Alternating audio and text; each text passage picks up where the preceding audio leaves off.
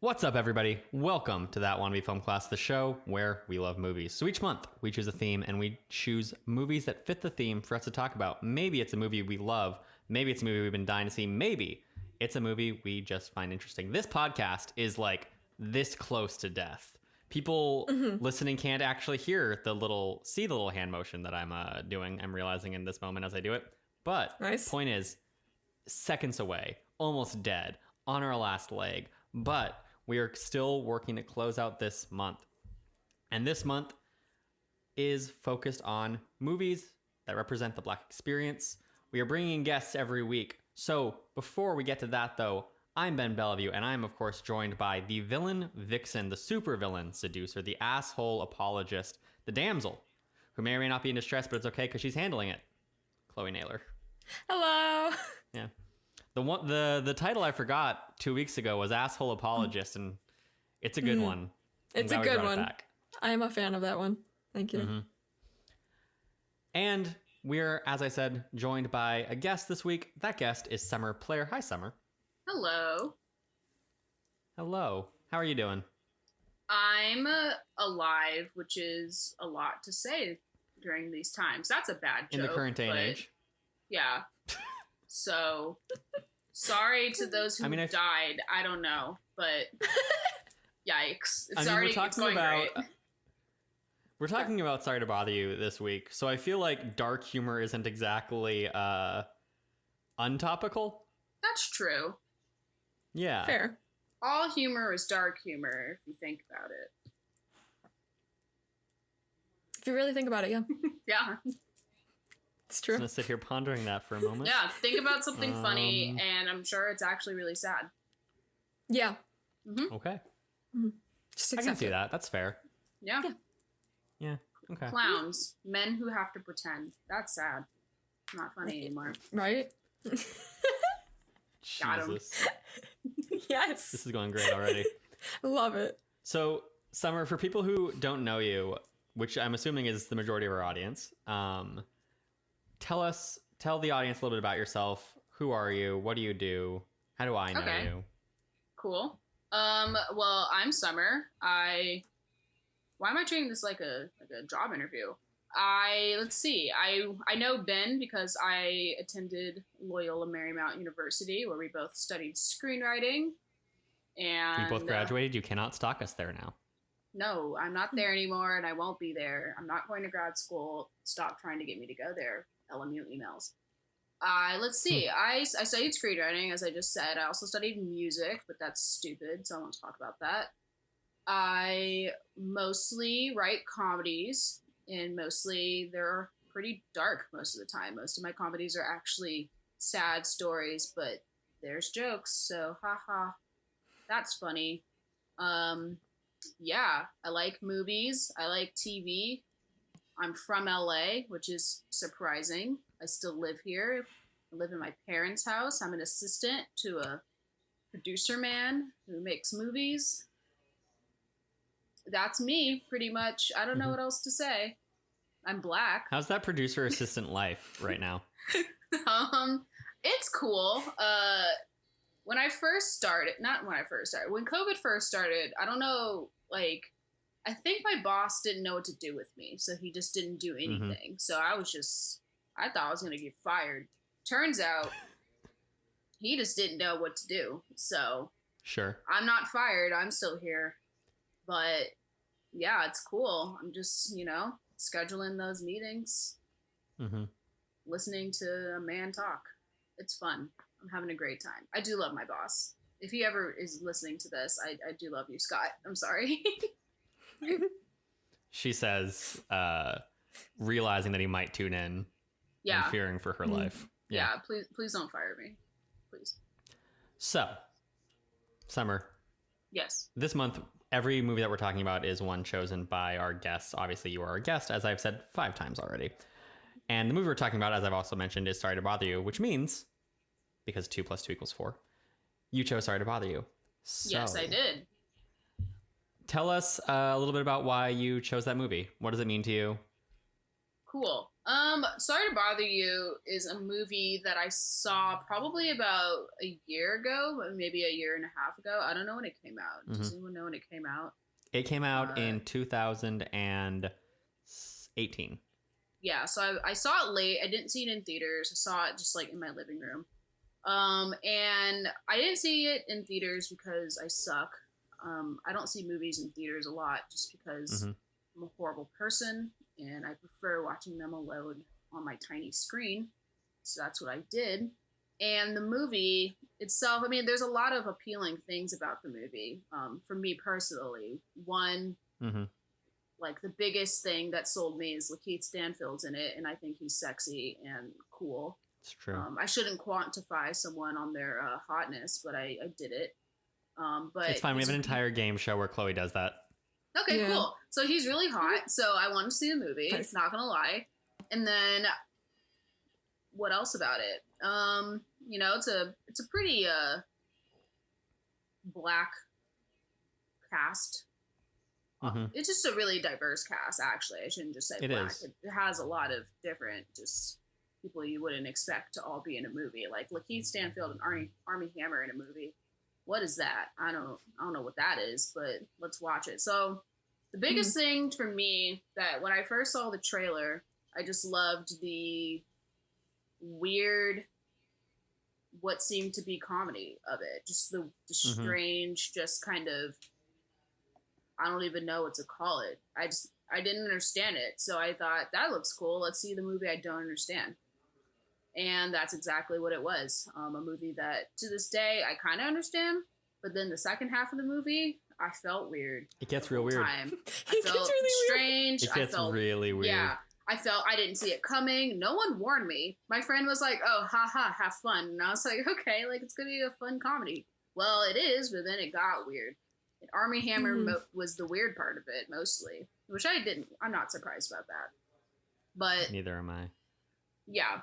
But after seeing the movie, the thing that I took away from it is the fact that it is a story that, like, I personally, and I feel a lot of people like me, can really relate to. Just the idea of being the quote unquote whitewashed version of yourself, which I feel like I have had to do my entire life. Just going to, I'm from LA, so I went to predominantly white high schools and I went to one high school. All predominantly white schools, just in general, my whole life. I've only been to I went to 4 schools. I've only been to 4 schools, and I was the only black person out of like 1,000, basically, in all those institutions. Jesus. I'm not the only one, but like I could count them all on 5 fingers, like right now. And for each institution, it was crazy. Like, my high school, I went to the same high school that like Lori Loughlин's daughter got in trouble for doing the bad thing at USC, just to give you like a nice visual idea of what I was dealing with. Like, Kim Kardashian went to my high school, just to give you good context of like what it would feel like to be a black person in that space. It's an all-girls Catholic school. I won't name it, but if you Google it, you'll find it. And just operating in spaces like that my entire like 24 years of living, like I'm still operating in spaces like that. I'm the only black person at my company. Like, granted, we are only 11 people, but that doesn't make it more comfortable. I mean, I'm still playing a version of myself that I'm not always going to be outside of that.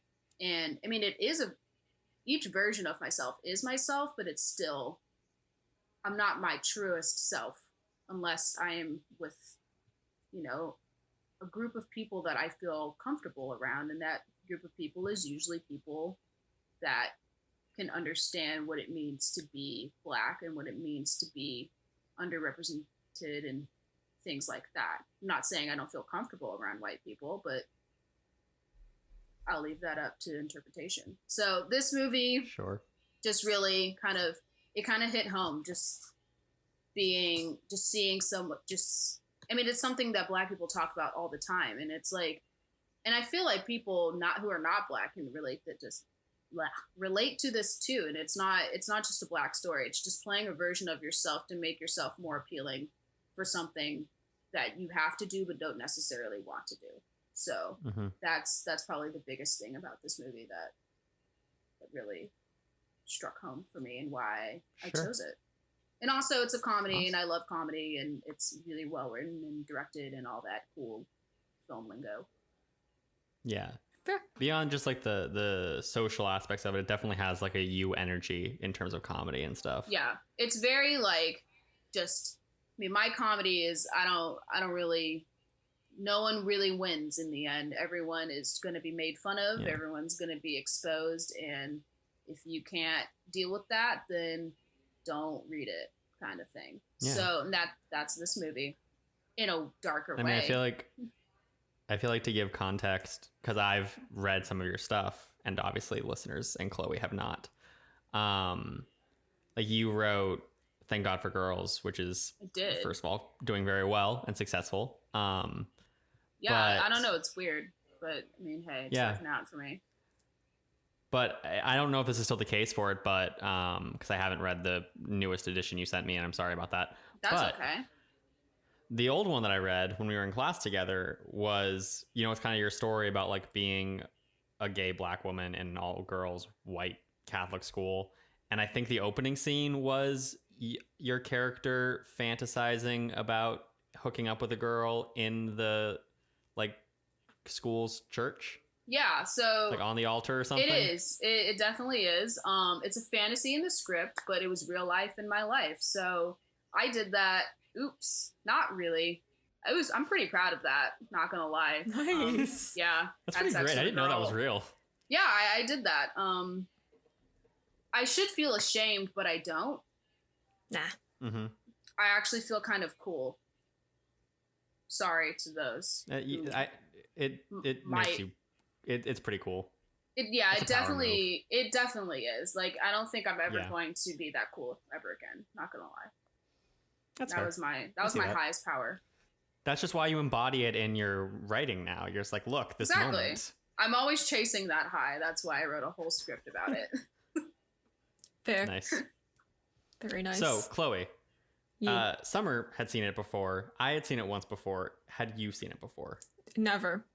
Didn't even Okay. know what it was about. Wow, that makes Great. me I love that. feel good. I'm excited to take you on this journey of what this movie is. Can I like spoil the movie? Is that a bad idea? Like, do we talk Yeah, about go for the it. thing? And we're gonna go Okay. through a recap. We're gonna go through a Okay. recap. So if you want, we can save it for when we get that point in the recap. But also, That's good. Okay, great. So we'll go through the recap. We'll talk about that when we get to it. But yeah, for me, I was told it's very weird, but also the trailer made it look pretty weird to begin with without spoiling the big twist. So I went in and I was like, oh, it's like, yeah, it's kind of a weird comedy. And then that happened and I was like, oh Yeah. hello. Yeah. here now. it's already weird because of the what's the word I'm looking for? The surrealist aspects of it. Yeah. Which I absolutely love. Like everything I I adore write now, I feel like has some kind of surrealist aspect to it. And I absolutely love that. And I hadn't seen a movie that had done that before. So I was like super excited, but then it just got weirder. I didn't think it could get weirder. Yeah. But it did. Like it definitely I don't think I've seen something as weird, to be honest. That's fair. Something so shocking. I don't think I've seen something as weird while still maintaining some semblance of like a normal narrative, if that makes sense. Like I've seen like super avant-garde like movies or like art house movies and shit like that, where it's like this is very strange, but you have no like you're not a traditional movie at that point. Yeah. I've never seen something that That's feels true. like a traditional movie but is also So out there, except for Swiss Army Man. That's a weird movie. I've never seen that movie, but it does look quite weird. That movie actually made me have like an emotional breakdown, but we won't talk about that. Oh my god. It like sent me somewhere. I don't know. Is And it that happened a to someone else too. Compliment or something to fear? Both. It literally like I had to like go to bed after. Like there was it was like Oh my 5 God. p.m. and I like had to go to sleep. It was just the end. I didn't understand. Like I understood, but I understood too much. Okay. That makes no sense. I'll just let you I need watch to see it. that movie now. Yeah. Don't smoke weed I'm and curious. watch that movie. You might cry. So like I said, we're going to do a recap. But before we get to the recap, I'm going to take us through very quickly the main crew involved, which basically just means the writer, director, and the cast, because other roles don't matter. That's not true. They do, but we don't talk about them because that'd be okay. Yeah. They don't. The movie is written and directed by Boots Riley. He was born in Chicago, but soon moved to Oakland, so a little representation for Chloe and for me there. He became a political activist at a young age, joining the International Committee Against Racism at 14 and Progressive Labor Party at 15. He formed the Coup when he was 20, a political hip-hop group that has performed since. In 2002, Vibe magazine named him one of the 10 most influential people of the year, and he was significantly involved in the Occupy Oakland movement in the early 2010s. Sorry to Bother You was inspired by his own time working as a telemarketer, and he has an upcoming TV show called I'm a Virgo that is set to premiere who knows when, because coronavirus is just a constant nightmare we have no escape from. I thought you were going to say I'm a virgin, and I was like, cool, that's a fun one. Hell yeah. Announce it. When I was writing it in my notes, I had closed the tab that had it in my head, so I was writing like I'm a fuck, which one is it? Yeah. But it is I'm a Virgo. Mm. He also identifies as a communist. Nice. Yeah. Okay. This is also his first movie that he's ever made or written.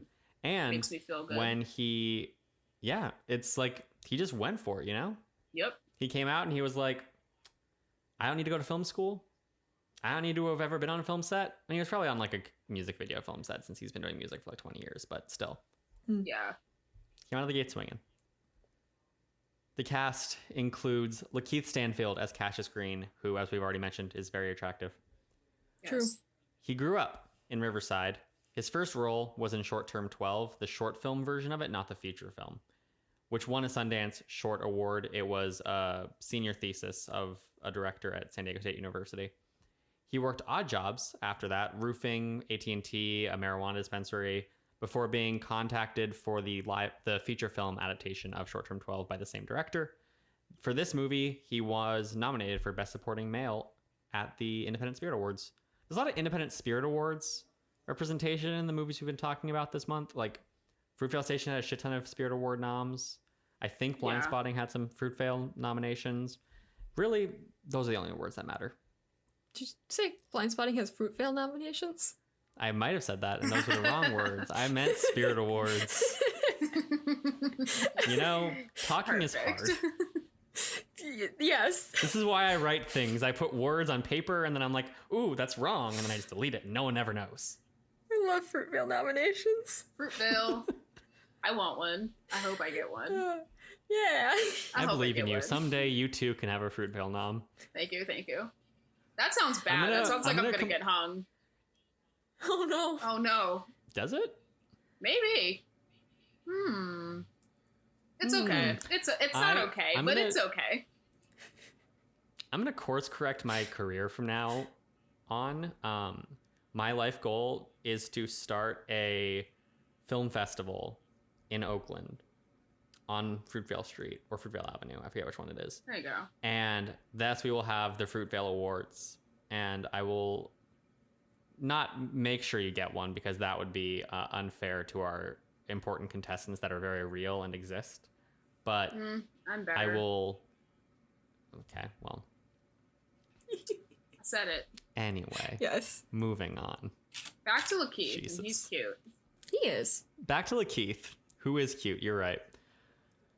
From doing Short Term 12, he went on to do Selma, Straight Outta Compton, Dope, and Snowden. He played Snoop Dogg in Straight Outta Compton, which I did not realize. Sure did. He gained a lot of recognition between 2016 and 2017 with roles on Atlanta in TV, and also for his role in Get Out and in Death Note. He was the only good part of the Death Note live action movie on Netflix. The rest of it was hot garbage. I also didn't realize that was him because I was just starting to become aware of who Lakeith Stanfield was. But I remember watching Death Note and being like, this is all trash, but I like that guy. Wait, he's Death Note? The entire... He's the detective that's trying to hunt down the main character. That makes sense. Who is the bad guy. Who is Nat Wolf. Maybe. Yeah, it's true.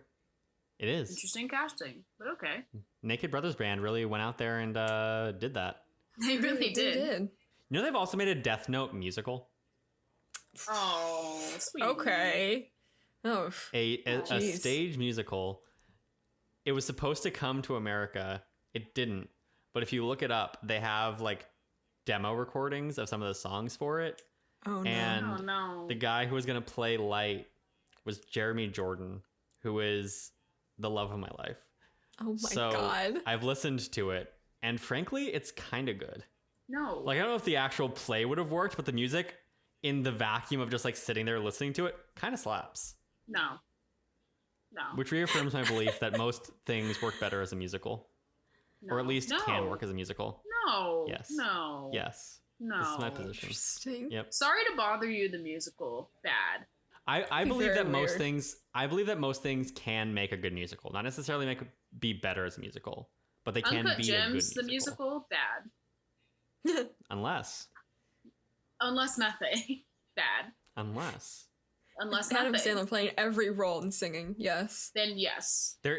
he could do it. There is a adaptation of West Side Story where Cher plays every character. And Adam Sandler did Jack and Jill, so he can do it. There He you has the go. range. Exactly. All right. Adam, make this producing happen. it. I'm doing it. Great. Call your boss right now. Get that funding. I have an idea. It's important. Very important. Since Keith is doing also Sorry to in Bother You, Uncut Gems. Lakeith.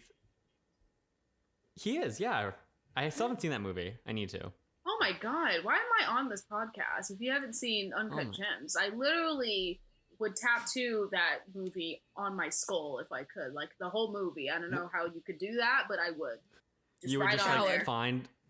So in this theoretical method, are you saying like the way computer stores code, you would figure out the exact code that is the movie and then like tattoo that?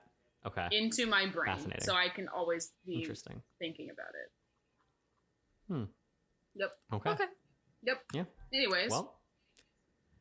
Yes, he was in Uncut Gems after doing Sorry to Bother You. He's also been in Someone Great on Netflix. He was in Knives Out. And most recently, he was in The Photograph.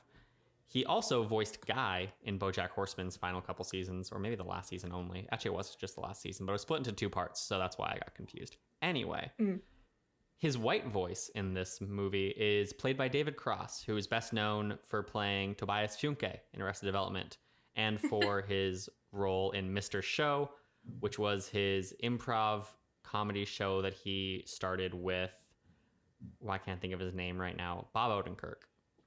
Better Call Saul fame. Yee. He also was one of the first inventors in Kickstarter. Interesting. David Cross, not Lakeith Stanfield, although that'd be lit. That'd be really cool. It would be. Dang. Alongside Lakeith Stanfield, we also have Tessa Thompson as Detroit. She grew up in LA, much like Summer. Her initial fame came as Jackie Cook on Veronica Mars. She has had consistent work, but nothing major until 2014, when she starred in Dear White People and had a role in Selma. I've never seen the Dear White People movie, but I've seen the Dear White People show. And it's really weird to me that she because the movie is set right before the show with the same characters that continue into the show, but with different actors. So Tessa Thompson's been in the TV show as a different character. And this is very weird to me now because like her old character has now met her new character. Oh, that's weird. Yeah, it's very strange. I don't like it. I don't think I can see ever go why. back and watch that movie because of it. No, I saw the movie. Show's good. I like it. She had a main role in Creed the following year, which was really when her star started to rise. And then, of course, 2016, gangbusters for her. She got Thor Ragnarok, and she had Westworld. Since then, she's appeared in Avengers Endgame and will appear in the upcoming Thor movie. She's the voice of Lady in the live-action Lady and the Tramp on Disney+, and she starred in a Men in Black spinoff that was very bad from what I hear. She has come out as being attracted to both men and women, but does not identify as bisexual. And her white voice in the movie is Lily James from Cinderella, Mamma Mia, Here We Go Again, and Baby Driver. Shout out. Nice. We also have Omari Hardwick as Mr. Beep. He has a main role in Power, and his white voice is Patton Oswalt. Patton Oswalt is a character actor who you've definitely seen in a million things, but also he was the voice of Remy in Ratatouille. We have Jermaine Fowler as Salvador. Jermaine has had a starring role on Superior Donuts, which apparently was a CBS show for 2 years, and he's also been on Crashing. It's a good show. We have Danny Glover, of course, as Langston. Is it? I've never seen it. Yeah, are we talking about the Phoebe Waller-Bridge show Crashing, or like the other show Crashing? Because there's 2 shows named Crashing, apparently. I feel like we're not talking about the Phoebe Waller-Bridge show. Never mind. But I can't be sure. This happens to me a lot. I cannot be sure. Happens a lot to me. Okay. That is pretty confusing. Yeah. I don't know why they would do that. Yeah. Well, think of better words, guys. No. Danny Glover grew up in San Francisco. He plays Langston in this movie. That connection to San Francisco has been seen in a lot of his recent work. Notably, obviously, this movie where he is set in Oakland. It was shot in Oakland, but also he was recently in Last Black Man in San Francisco, which is also very good. And I've talked about, I think, every episode of this month because I love it dearly.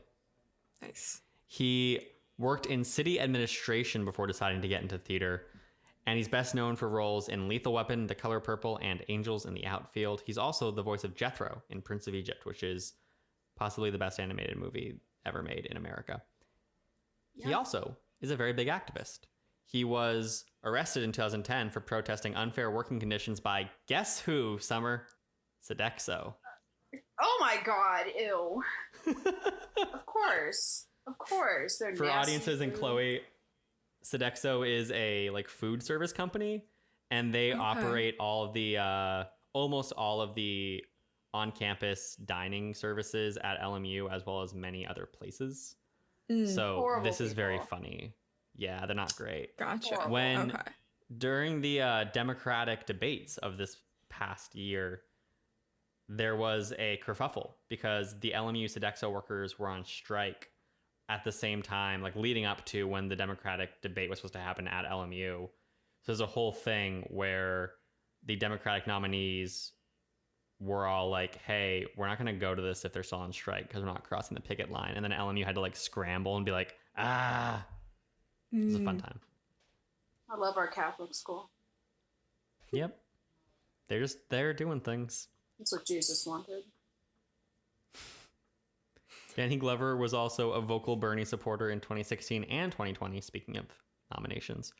He has vocally criticized Obama for having a similar policy to Bush in terms of prioritizing the wealthy, and he also vocally called George W. Bush a racist.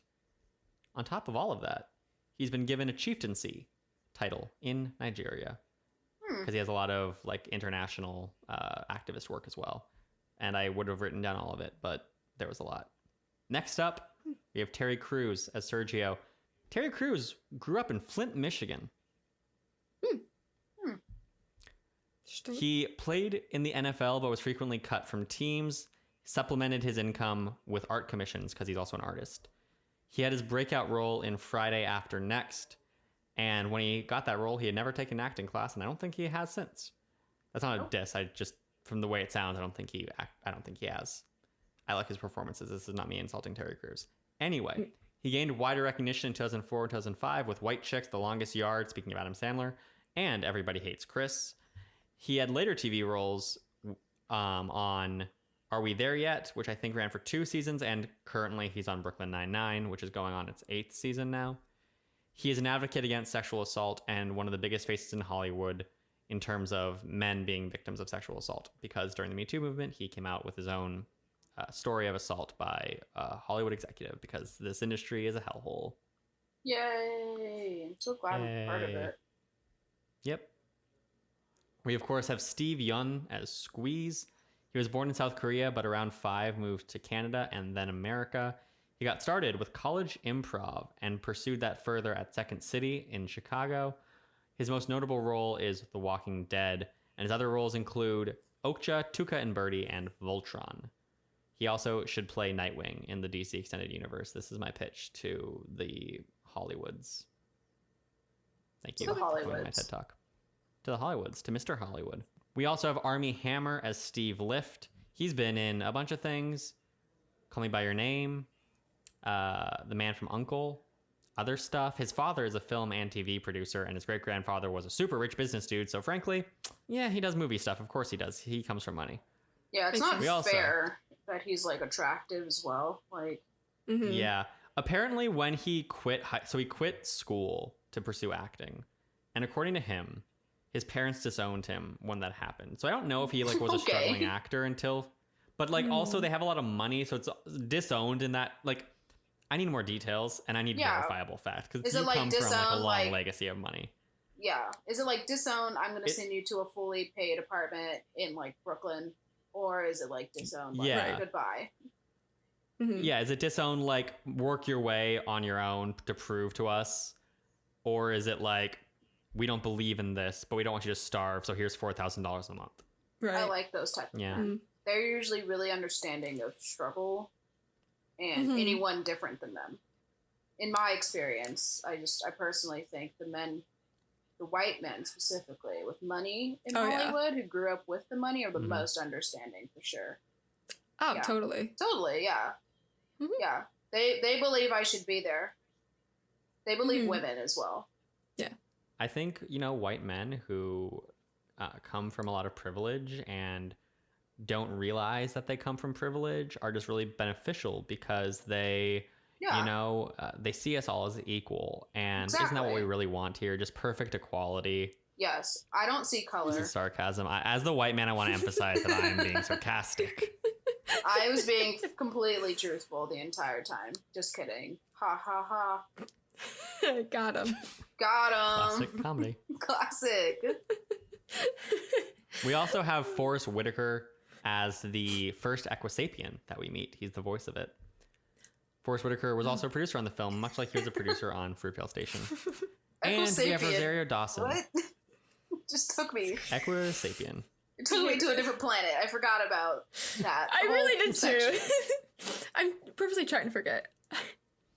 Those horses haunt me. I want one for personal reasons. It's like Boots Riley sat down and went, so centaurs. How do we make this worse? Or he just watched BoJack Horseman and thought way too much about it. It's like he wrote 2 different movies and then was like, they're both not long enough. Yeah. And then it happened. You're not wrong. Yeah. And then it happened. Yeah. We also have Rosario Dawson as the power caller elevator. Nice. I love her. Yeah. She's great.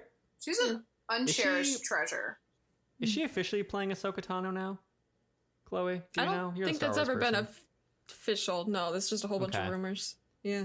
Because I know they've started casting some people officially that are like people from the thing. She's like officially, unofficially Ahsoka, I think. Okay. Might as well be her already, so. Gotcha. Yeah. Anyway, away from Star Wars talk, because who gives a shit about that? Exactly. Chloe, no one. Yes. What happens in this movie? This chaotic, weird movie that you never experienced until now?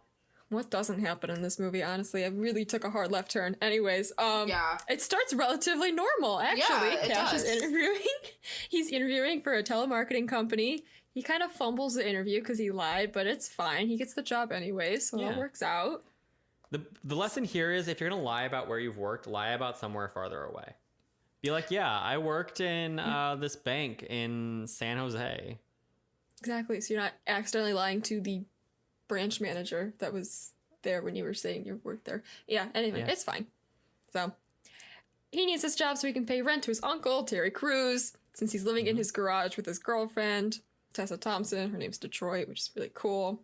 And he's driving a little piece of shit car. Yeah. And his garage door does not stay closed, which is super fun. That sounds horrifying. It does. I would have a lot of fears. Like, we see the sex fear, like that would be a fear, but also just like, I don't want that garage door opening in the middle of the night, man. I do. Oh, that is so terrifying. A breeze. Yes. Nice breeze. Extra air conditioning. There you go. Extra breeze. Yeah. And extra eyes. My favorite way to sleep. Watching you? Yes. Yum yum. Okay. My favorite. Okay. And then I have a note here that just says Tessa Thompson's earrings, which that is just a reoccurring thing happening throughout the movie. That is true. Earrings. This movie's very visual. It is. Yeah. In a good way. Sometimes when movies are really visual, I'm bored as fuck. Like, I want to like them, but I'm like, dude, that was boring. Like, Straight up. I have heard you have some very hot takes about very liked movies because they're slow. What is the movie that I hate that everyone loves? There is one of them. You don't like Lady Bird? I don't dislike it. I also thought it was just boring. Yeah. Yeah. Which does fit the description that we have here. She complained too much. Yeah. Just like shut up, girl. I get it. Your mom kind of does suck, but like, it could be worse. That's a bad way to I enjoy think the about life. That is. That's I a enjoy the horrible way. juxtaposition we're gonna have here for audiences because you're dissing Lady Bird right now, and last week we had Terrence Johnson, and he was like, "Yeah, I love Lady Bird, man. Like, I watched that movie, and I'm like, this is me and my mom, but we're like the black version of it." Interesting. Okay. That movie could have ended if everyone just had direct communication. I mean, that's Yes, like if half only. of storytelling. Yeah, that's true. That's every movie ever. Yeah. It's true. It kills me though. God, just talk. Just talk. Every war Please. movie is just, hey, what if the two people in control just sat and talked? No. No. You have to Not show allowed. your penis to win the war. There's no other way. Exactly. That's what guns are. There's no other way. It's yeah, exactly. It's a metaphor. Mm-hmm. Oh my gosh. Where do we leave off? Cash's first No day on the idea. job. It goes not too great. He kind of fumbles through his pitches where he ends up in front of the people he's calling, like an old lady with her dying husband in the hospital, or a girl who answered the phone in the middle of getting railed, like, oh, Yeah. okay, girl. Don't do that. The way this movie has him just drop into the lives of whoever he's calling is both very cool for the theme of it, which is like telemarketers just kind of intrude on your life, but also Right. like from a movie standpoint, just a really smart way to do phone calls, and I'm stealing Yeah. it. Yeah, I like it that is a lot. good. Yeah. It doesn't work for everything, but it works for this for sure. No. So his coworker Langston tells him he's got to use his white voice to get more customers, and then his other coworker Squeeze invites him to unionize. So while the squad's at a bar later, Cash nails his white voice, and it's equally terrifying and hilarious. I really wasn't expecting the white voice to be a white voice. Yeah. It's Same. they found the like most nasally like white voice they possibly could, It's perfect. and I appreciate it. Yeah. And it's I also you didn't- can tell the actors are playing it up too. Like when the Mr. Blank guy is talking and it's Patton Oswalt, I'm like, okay, I just watched Ratatouille. I know you don't have to sound just like this. Right. It's so bizarre. I don't know. I was expecting them to just do. I don't know. I don't think I knew it was different actors until later. It's like, oh, Yeah. There was Whack. when I first watched this, I definitely thought they just gave them all the same voice. I thought for a second too. Yeah. And earlier, I thought for a second that Steve Buscemi was suddenly there. And I was like, is he one of the voices? That's was a rumor. There were people who were like, "Oh, we think Steve Buscemi's the voice of the Danny Glover," and no, he wasn't. Wasn't. That was It was immediate just some thought. sound engineer on set. Damn. Okay. Yeah. All right. Wild. Anyways, let's see. I forgot to mention earlier, but throughout the movie, we get glimpses of the news where there's protesters, the Left Eye, and protesting the company Worry Free and their use of essentially slavery. Yep. Oh. That's fun. It's. I don't even. Yeah. Let's see. So Squeeze forms a union, recruits Cash, his girlfriend Detroit, and their friend Sal. And then while Cash participates in the protest at work, he gets called in the office. He's expecting to get fired. Instead, gets promoted to the elite power caller position, meaning he can take They the have their own fancy gold and elevator everything. upstairs. The elevator is really horny. It's Rosario Dawson. It's just every time he was in there, I was like, oh my god, wild. Yeah. The woman who takes him up on the elevator also suddenly is very horny. It's very strange. Yeah. I don't. It's a choice. It's a choice, yeah. It's a choice. See, so while he's working upstairs, Cash has to use his white voice all the time. It was really funny, honestly. It's like, no, only white voices up here. And then, although he's initially uncomfortable with the job, he can now afford a new car and an apartment. He pays off his uncle's house. He pays his own rent. It's great. But then he kind of, because of all that, he stops participating in the union push. And then his relationship with Detroit just kind of deteriorates. And it doesn't go too well for him. Especially when he crosses the union's picket line. And then he gets hit in the head with a can of pop. And he becomes a meme. So, good job. You're the Chloe dream. Getting that. Just What? become a meme. Not like that, Oh, but just become a okay. meme. Just become a Yeah. meme. You know? I was like, wait a minute. I too want to be pegged in the head by a soda can. You're right, Ben. Of course, that is. I think about that all the time. Don't For we legal all? reasons, that was a joke. Please don't throw that at my head. Oh God. Oh my gosh. Yeah. So then Cash he's just knocking it out of the park with just selling whatever the fuck they're selling. He's invited to a party with the CEO of Worry Free, Steve Lift, which is shout out to Armie Hammer, but that party just turns weird. He's forced to rap. He just swears. Party just kind of turns into like an fuck fest afterwards. As I Yay. assume most of these parties kind of go. Yes. Yeah, people with money. Yeah. You know. People with money, yeah, I'm assuming And drugs. they'll just kind of... Exactly, that too. Yeah. It's like, haha, cocaine. Which, oh my god, the CEO of this really, like, rich company is giving me cocaine. Yeah, I'm definitely gonna snort it. And then, Lyft is like, hey, let's watch this movie. He's like, actually, I gotta go pee. He's like, all right. Bathroom is the jade colored door. He's like, all right, bet. Walks in the wrong colored door. And as he's looking for the bathroom, he discovers a fucking half-horse, half-human hybrid. An Thing. Equisapien. Equisapien. And this is where I'm just They like, live. what the fuck is this movie? Yeah, same. That's where So I as had the to person pause who's it. experienced it, Chloe. Yeah. What was your what was your thought process so far? Were you weirded out a little bit and then this happened? Like, where were you? It's like, okay, the movie was already weird. I'm like, okay, choices are being made, but it's just the style of the movie. It's wacky. And then it got weirder by That's introducing true. horse people Yeah. with just their giant dicks out. And I was like, holy fuck. And the way What? they're animated, or maybe they're out of clay, I don't know, but there's something about it that's Makes very me so upsetting. uncomfortable. Yeah. I don't- Yeah. I feel like it's a suit. Is it I gotta look it up. It's a good question. people. Sorry. Don't like it. I'm sorry for the images you're probably gonna get with this search. Oh, my God. god. Oh, It's very upsetting. oh no. What? That's BoJack Horseman, Oh. guys. Come on. What's happening now? What are we... I'm looking at images, but keep going. Okay. Okay. Yeah, no, super uncomfortable. And then it gets worse when fucking Cash gets back to Lyft and he shows him the video. And the video is Claymation, which I hate Claymation so much, it scares me. It's such an interesting choice too to do Claymation because they like so many choices were made in that video. I'm gonna take it as like an in canon choices too.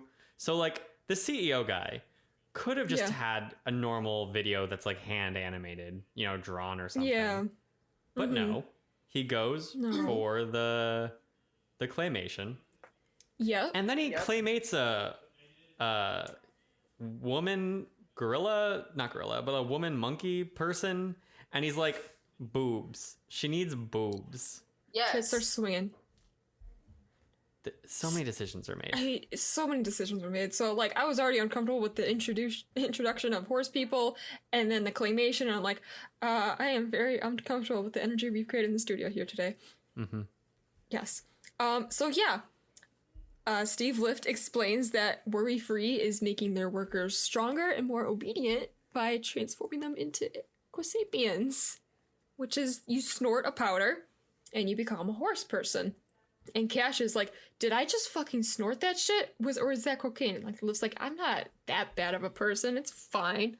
And then he's like, here, take $100 million deal for 5 years. You become this horse person. You become a spokesperson for the other horse people so that you know, oh, you're like a revolutionary person, so, you know, all the employees don't rebel. He's like, Cash's like, no, I'm not gonna do that. Fuck that. He leaves, and he goes to his girlfriend. He's like, hey, is my dick bigger? And she's like, no. Whatever. It's great. And she's like, I don't know why you won't answer my calls. He's like, I lost my phone. She gets a video message from the horse people who are asking for help, and then you see the lift being like, hey, tell him to shut the fuck up, basically. Also threatens to kill them, basically. Also threatens to kill them, yeah. It's so weird. It's so weird. So Cash is like, alright, I gotta spread the word about this video. He goes on TV, on the show I Got the Shit Kicked Out of Me, which does seem like a show we would have. I'm surprised we don't. We literally just get beat up on television. You know? I mean, I feel like we kind of do have it. I think it's kind of the point is like we have these, we just mask them under like more palatable presentations. Like we have like Wipeout, where it's like they're going to try to do something and then get wiped out. Or like UFC, where it's like, hey, watch them kill each other. True. Yeah. So he's on all of these talk shows. He's on that show. He's raising awareness, but the plan kind of backfires because Equisapiens are like, oh my god, this is an amazing development in science. The worry-free stock just fucking rockets up. So, which is the most accurate, I think. It really is. Capitalist statement this movie makes. In a movie that makes a lot of accurate capitalist statements. Yes. That too. It's 100% something that would happen. Yeah. Really God. Is. I mean, we're seeing it right now where, you know, everything's going to shit, but the stock market's doing great. Oh, I know. Yeah. Jeff Bezos made $13 billion today. Yay. I made maybe $150. Nice. All right. Whoop whoop. Look at you go. I think I lost 26. I got gas. So, yes. Oh my gosh. Cash goes back to his friends. He apologizes to Squeeze and Sal in Detroit. And he's joining the union in a final stand against the fucking telemarketers. Yes. So they put together a plan. He uses a security code from that video to break into Liv's house, breaks the horse people out, and then goes back to the picket line where the police start a riot. They knock him out, throw him in the back of a truck. He wakes up to see that the horse people have arrived and are knocking out the police. They overpower them, they free him. Him and Detroit reconcile, and they move back into the garage. And then I think he hit his face or something on the door, and then he comes back up and he's got horse nostrils. And I'm like, that was horrifying. Yep. I didn't need to see that. Thank you. Cut to CEO Liv's house, and he's leading a mob of the horse people. And they're like, we're gonna fuck your day up. And also, he's a full horse person at this point. Sorry to bother you, motherfucker. A normal movie. I can see Chloe processing it all again in her eyes. So much a weird movie. I really wasn't expecting that.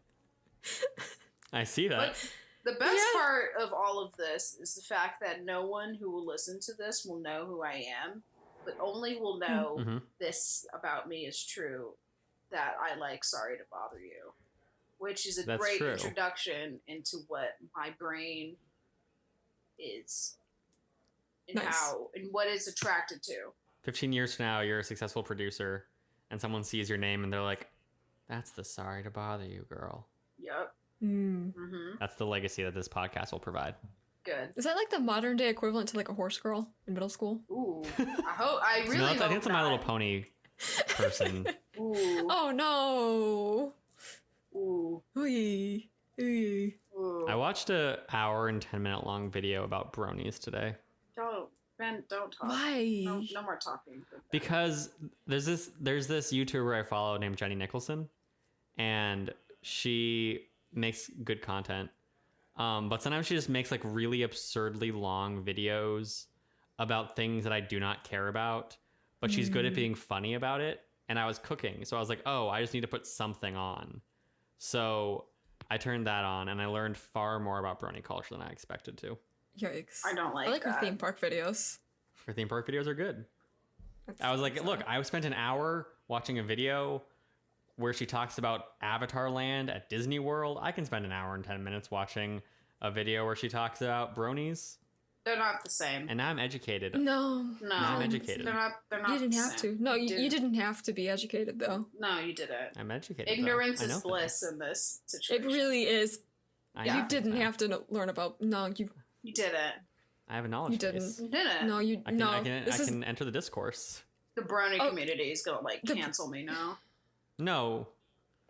I'm not going to enter the discourse by being a brony. I just can enter the discourse about talking about bronies. why would you ever want to associate with bronies even more? I don't want to associate Like- with bronies. No, you're associating with bronies just by learning and talking with them. No, Yeah. you stay far away from that. Don't like it. Don't like it It's at fine. all. Apparently BronyCon is over, so bronies are dead. Cool. I want to stop Yeah. talking about horses, but we're gonna have to keep talking about We horses. are Yeah, gonna there's keep no talking other about way. horses. So The there really isn't. Equisapiens. The Equisapiens. Yeah, they Hot. exist. That's all. Yep. So, welcome to Nailed It with Chloe Naylor. Oh no. Oh, That's for later. I'm kidding. okay. Or I was am gonna say I? that's. Are you? I don't know. Are you? No, we're going to talk about Okay. Nailed It with Chloe Naylor later. Right now, though, Got it. we're going to go to some simple questions. A few, casual things. Guys, who's your favorite character in this movie? We're going to kick it off with Summer, because you are the guest of honor. Summer, my who's your favorite God. character in this movie? I feel bad saying, anytime anyone asks a question like that, I feel bad when I respond with the protagonist. But okay. I have See, two normally, answers. normally our question is who's your favorite non-protagonist character, but I Yeah. felt like for this movie, there was enough good characters Yeah, that's true. that I felt like he was a fair one to consider. Yeah. And it's because that's not a word, but I feel like it is the protagonist for me. There's a lot of people, every character in this movie, is the shit in some way. Even Armie Hammer, yeah, he turns people into horses, but I mean, cool. But the protagonist is just in many movies, he's really taking us on a journey of what the fuck the whole time, Mm-hmm. but is acting, and he knows it's what the fuck, but he also knows that he has to continue doing it because there's no other way, which is something that everyone, I feel like, can relate to, where you're just like, dang, now I'm in this, but I can't get out of it, so here we go. And that's kind of what he does, especially with the horse people. Mm-hmm. He's like, well, shit, now I'm in this, there's nothing I can do about it, so here we go. And that happens all the time, and I feel like it happens to me way too much. And I'm just like, oh, dang it! Now I'm a part of this. I don't really want to be, but here we go. I found some horse people. Not what. Yeah. Yeah, I don't who think I could hasn't found ignore some that. horse people in their life? I found many horse people, and it's unfortunate. My second answer to that question, and he's not a huge part of it, but Mr. I don't know what to call him, Mr. Blank, I guess. I just Yeah. love the way he is, and I'm like, why is he so That's fair. intense? Yeah. The I love whole his- time. Facial hair, He just looks hat. so weird and so out of the Yeah. ordinary, and what the hell But- is happening? It's so much his fit too, because when you see him at the party and he's not wearing that hat, it doesn't work as well. No, it The vibe's doesn't. gone. It's Yeah. upsetting. And then my third Mhm. answer is shocking yet true. I'm gonna go for it though. Armie Hammer's character. Yes, Okay. he's a horrible person. Horrible in every single way. Just a bad, bad man. But kind of cool. He's got a charm. He's terrible. He's a horrible person. I love Yeah. for example, what's that movie with Leonardo DiCaprio about being rich? Wolf of Wall Street. Wolf of Wall Street. Mm. All horrible people, but there's just something about a movie that just showcases a bunch of grown men doing a bunch of drugs and just being absolutely the worst people of all time the entire time and never getting better. And I love characters like that, where it's like, this person's bad, and they get getting worse and worse and worse until it ends. And, like, then it ends. I love that. I love, like, it's just great. Like, what is that show? Always Sunny.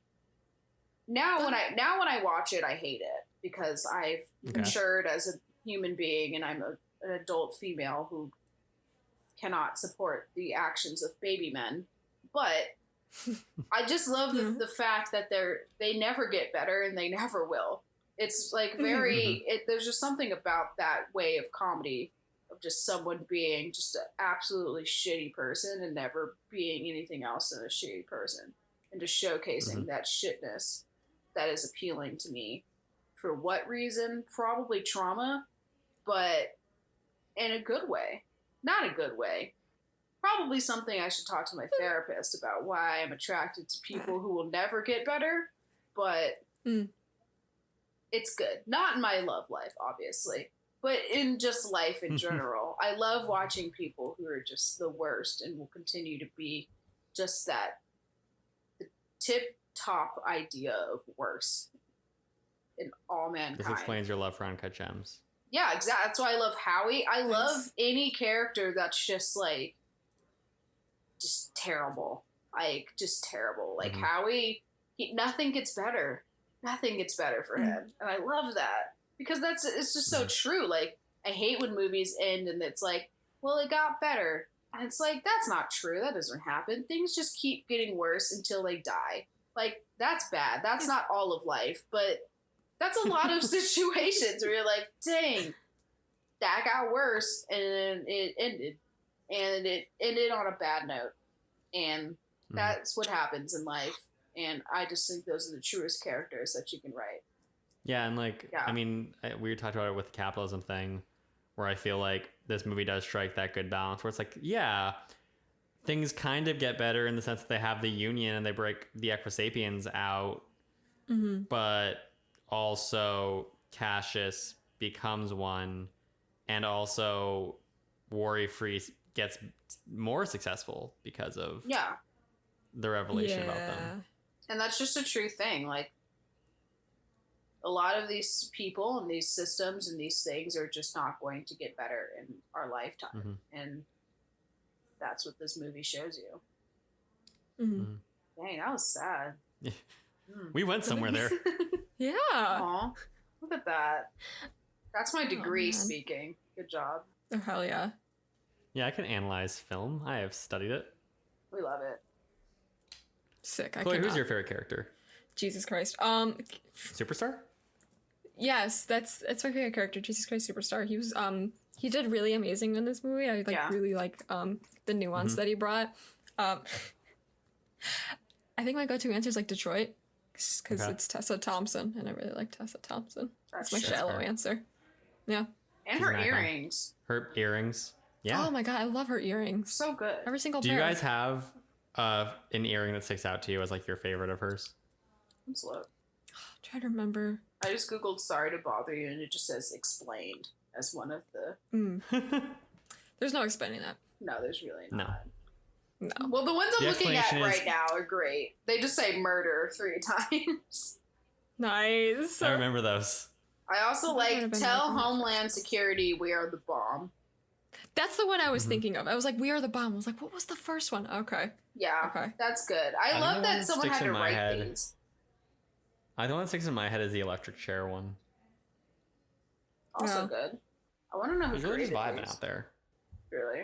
What a small thing to add in a movie, but like, just, I don't know. It's like another line of dialogue that you didn't have to even write. So cool. Yeah.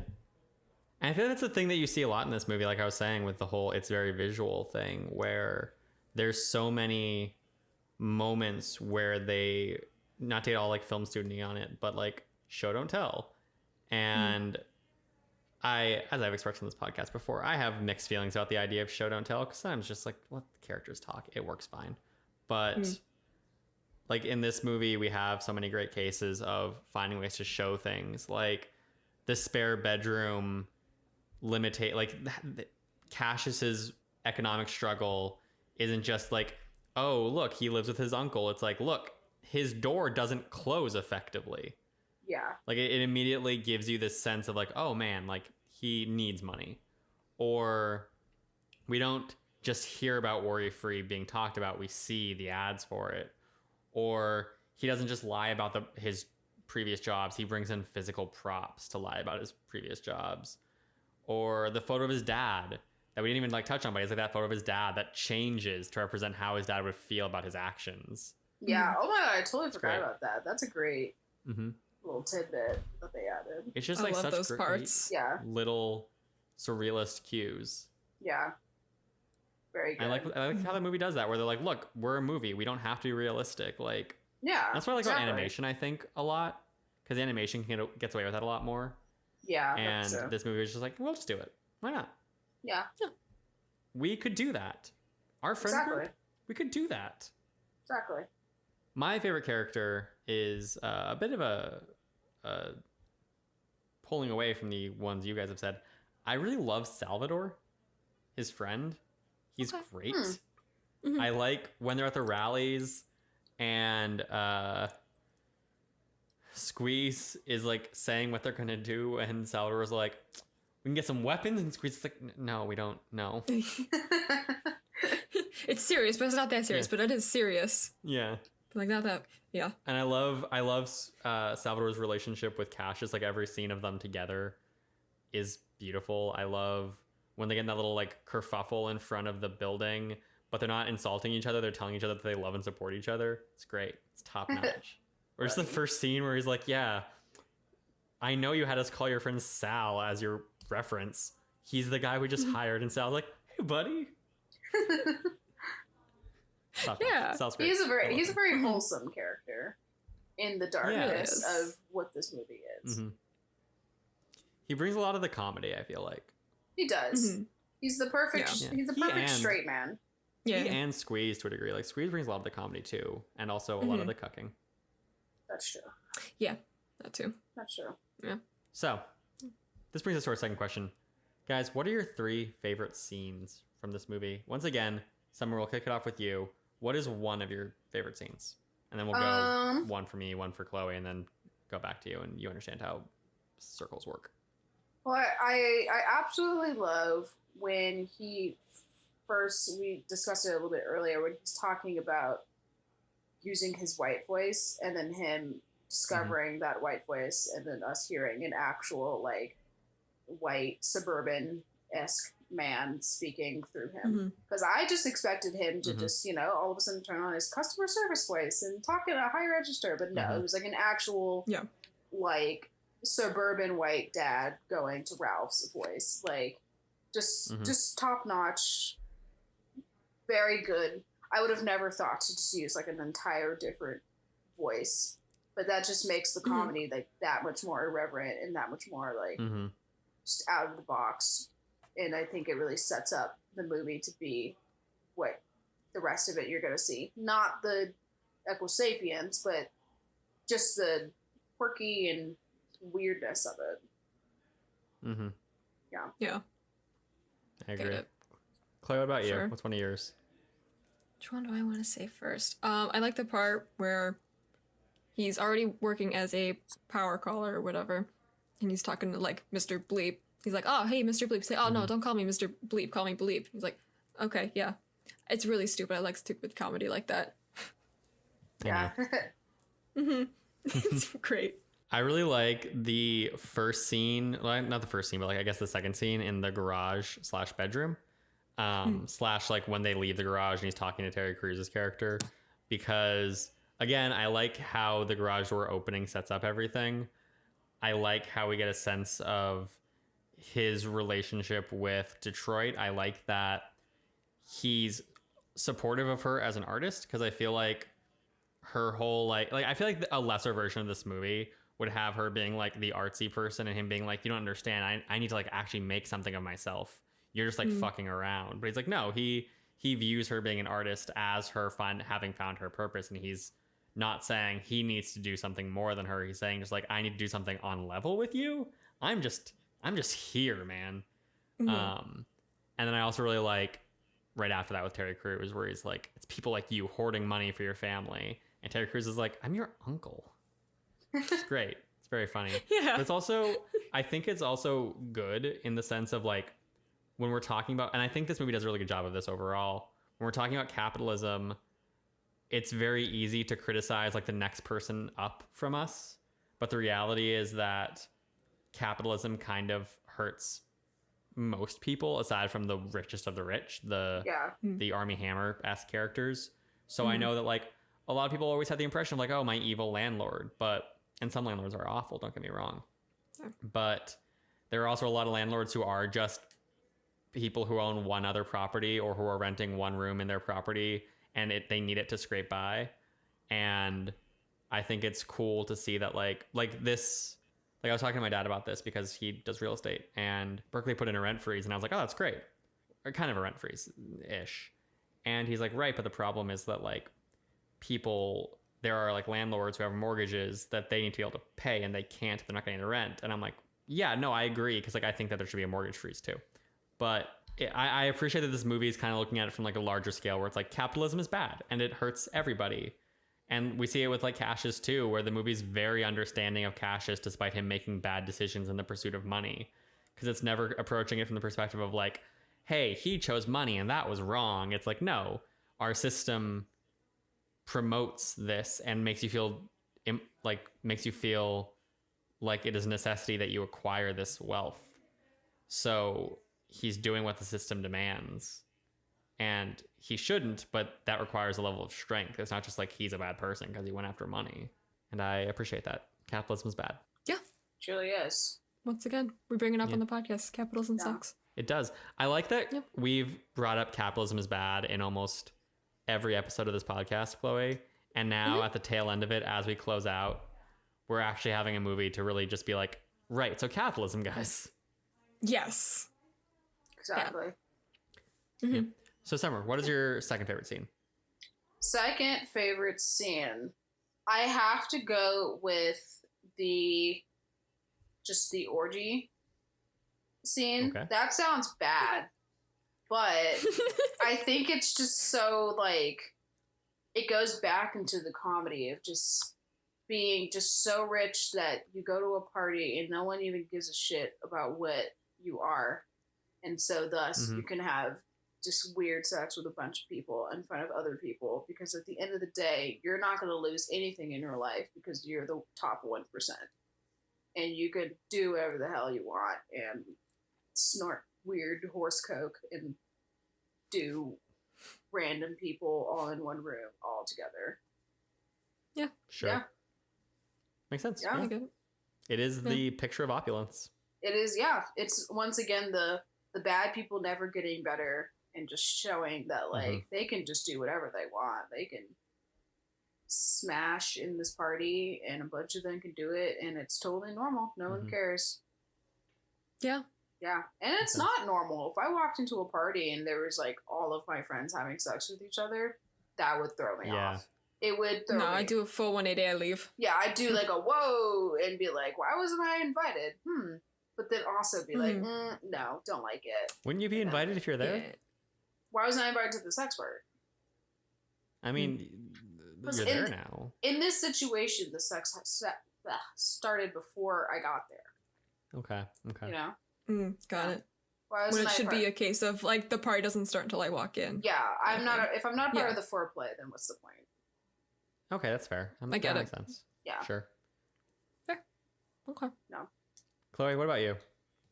I like the part with Cash and Detroit. They're like kissing on the bed, but like the room slowly starts to get upgraded around them. Oh yeah, that's a great good scene. shit. That's a great scene. It's really cool. Oh yeah. And then suddenly they're like in a really nice apartment. Yes. That said though, like that man really upgraded himself to a studio apartment and bought a Maserati. I'm like, dude, buy a cheaper car, get a bigger space. No, you must show people you are rich with the car you drive instead of the house you live in. Exactly. Yep. It's also such like a gentrification Oakland ass apartment.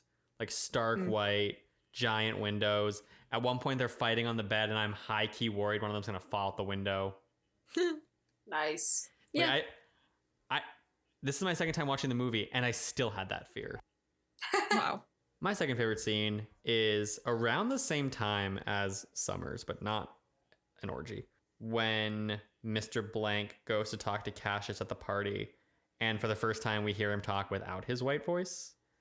Because again, this is just like tying back into my favorite themes about this movie is the way it just kind of shows capitalism fucking with all of us.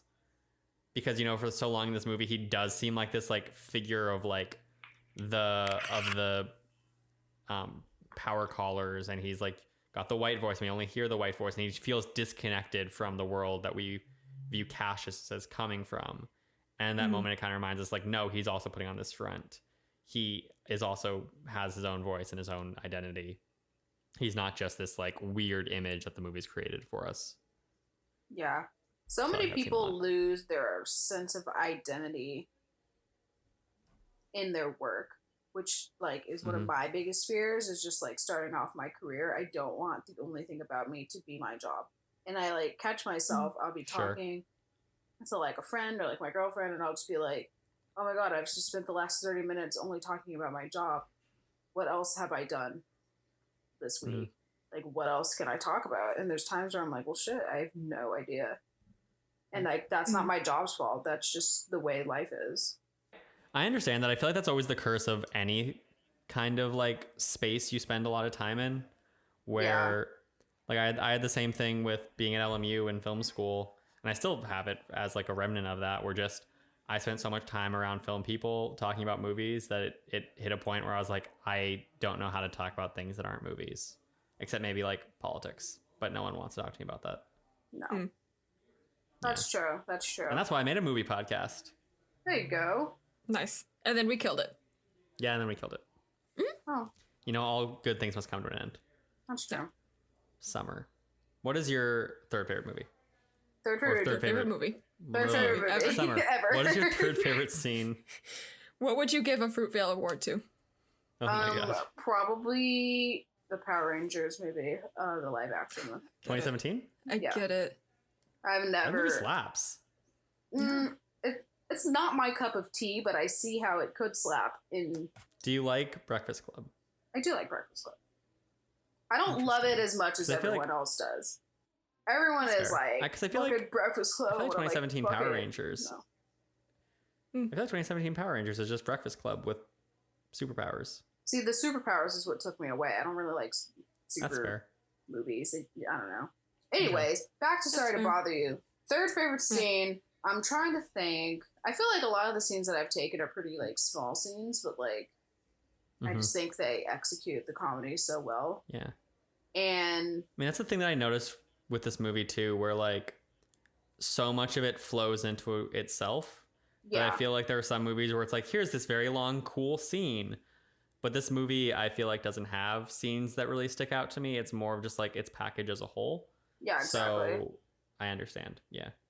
I'm gonna go with the most boring answer for my last one. But Okay. when we just we talked about it earlier, when we just start dropping into like people's houses and like what you're saying, Ben, it's like it is so telemarketer, just interrupting your daily life. Like you could be doing anything. Mhm. Like you could be the girl who's just having like the most banging sex. You could be taking care of your child, and then boom, like this telemarketer calls you, and you're just like angry because this random person is just interrupting your life. You're doing something cool, and then a telemarketer calls you.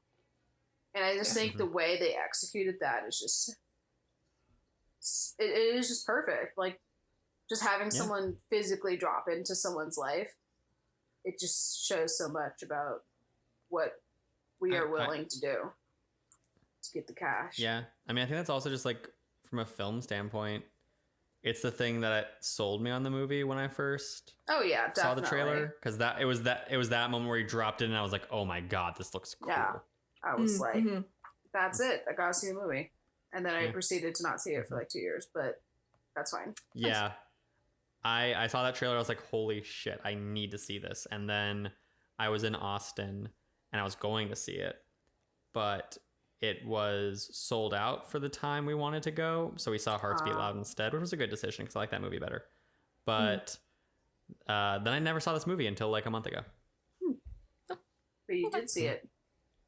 But I did see it, and now I've seen it twice. Nice. Thanks to There you you. go. Hee. Very nice. Chloe, what's your third favorite scene? It's not like a specific scene, but every time Okay. Cash looked at the picture of his dad and he was doing a different thing, his reactions to whatever he's doing, whether he was like smiling Sure. or thumbs down, or like the last one, I think he was like jumping over a car because he was so happy or whatever. Yeah. Yeah, a nice, I appreciate- small but effective thing to happen. And again, it's Yeah. such a great example of like how you don't need to tell stories using like real life, realistic ways of things happening, because you can convey things without that. It's like it's the animation approach to storytelling, I feel like, and this Yeah. movie just said fuck it, we'll do whatever we want. Exactly. Nice. Yeah. I appreciate that you guys chose kind of more like ideas than actual scenes, because I didn't, but there were definitely like I should have just thought to do that and I failed. Anyway, regardless, my third favorite scene that is actually a scene is in the diner at the end when Cassius apologizes to Salvador and to Squeeze, whose name I constantly forget as I'm trying to say it. But I like, again, it's going back to the themes that I like. I like that they forgive him so easily because they do recognize that like capitalism fucks everybody.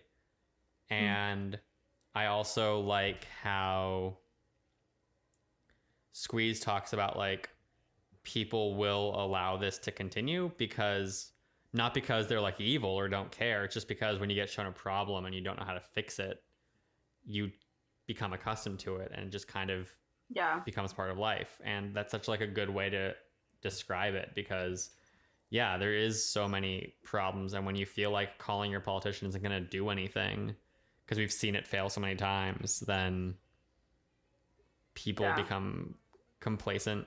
And I appreciate that the movie like understands that and is like, we need to give them actionable things to do. Yeah, that's true. That's like the whole concept of like people just not, some people just like feeling the need not to vote this election because they they just see that like, well, my vote doesn't even matter anyway, even if the majority of this nation wanted this person, like we got this person, this other person anyway. And just seeing that like your politicians aren't going to do like jack shit for you and nothing really matters. So people are just not going to vote, which like I see I of course always think that voting is something that everyone should do. But I also see what people are like, specifically like people of color right now, just being like, well, politicians kill us anyway. Why am I even going to try? And it's like, you can't really propose a new voting system. I mean, you can, but of course no one's going to listen because the voting system is a way to keep the people in power that the people in power want to keep in power. But that's a whole nother tangent. But yeah, that's a whole nother tangent though.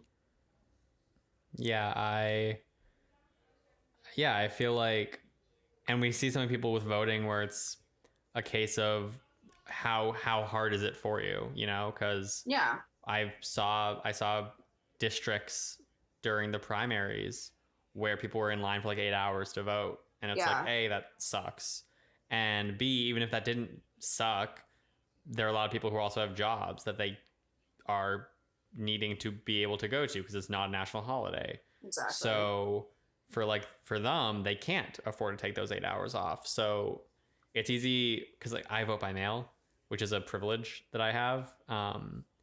And it's easy to look at that and be like, oh, why wouldn't you vote? You just fill this thing out. It takes like maybe 2 hours. Even if you just vote for president, like you should vote for more local elections, and matters are actually a bigger issue and thing you can directly influence, and you should vote for it. But it's easy to sit back and be like, oh, like it takes 2 hours. Like I'm sitting in my room if I want to, like it doesn't matter. But for people who do need to vote day of in person and stand in line for hours on hours on hours on hours, it's hard. Yeah. We don't make it easy, and we should. No, of course we're not. I forgot people Great. can't see what I'm doing, but I'm giving a thumbs up. Yeah. Yeah. It's a thing that I've gotten like semi accustomed to, but I feel like I have so much emotive things that I wish people could like really get the full experience. Yeah, If only people could see my face sometimes. half of the Yeah. joy of me Sometimes- is me doing things. Mhm. I say with a very Sometimes sad Chloe's just sounding dying. voice. We're all dying if you think about it. You know, when That's you're true. right, you're right. Yep. This is such an uplifting, fun episode. It is. There's just so much in this movie that's Mm-hmm. just like, well, oh well.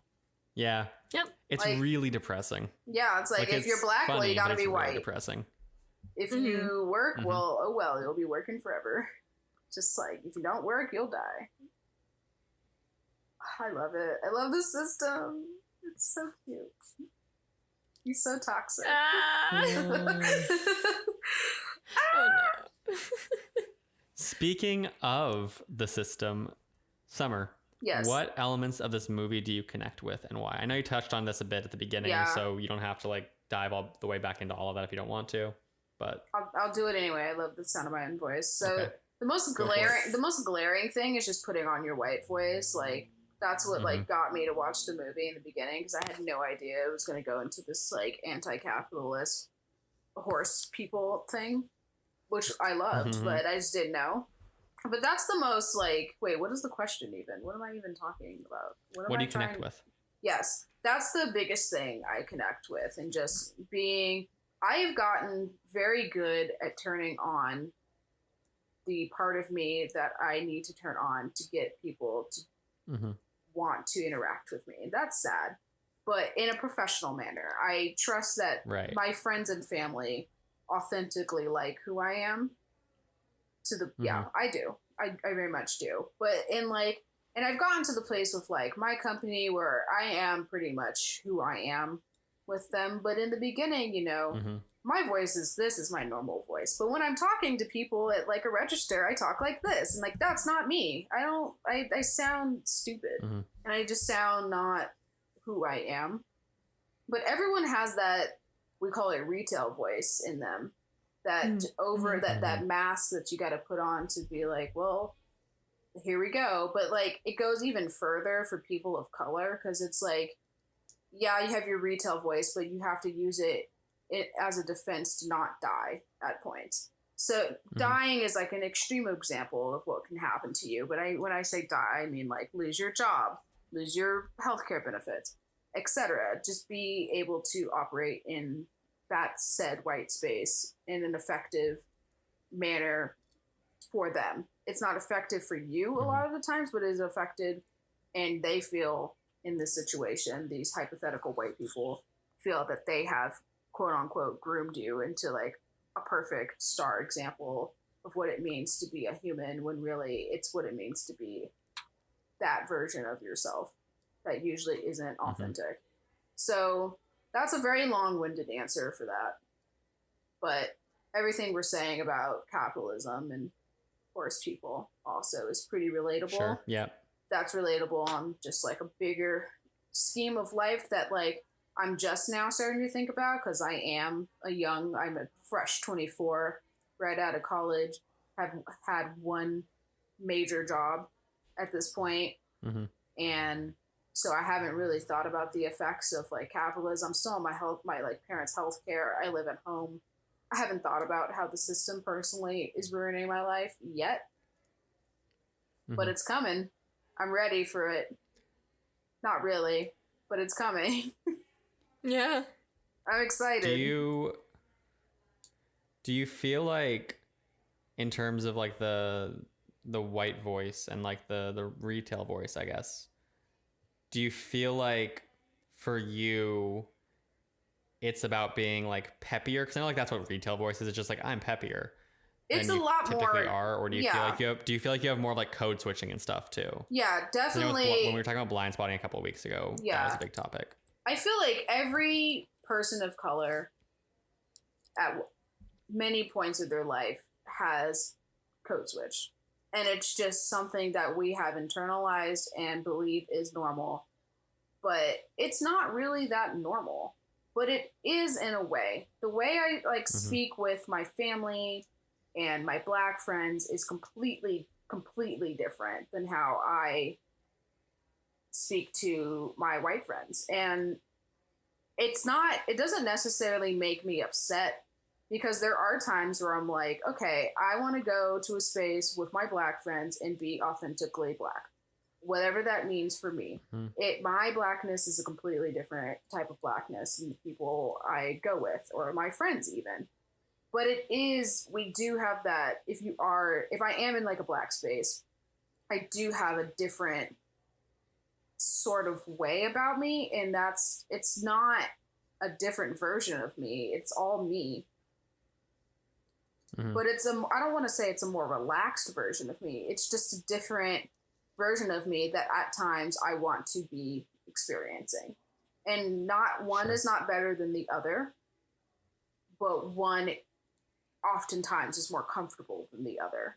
And that doesn't mean like my white friends are doing anything to me to make me believe this, like that I have to do this. It's just something that it is so accustomed to me at this point that I don't know how to not do it. And I don't think I ever will not know how to do it. Which is okay.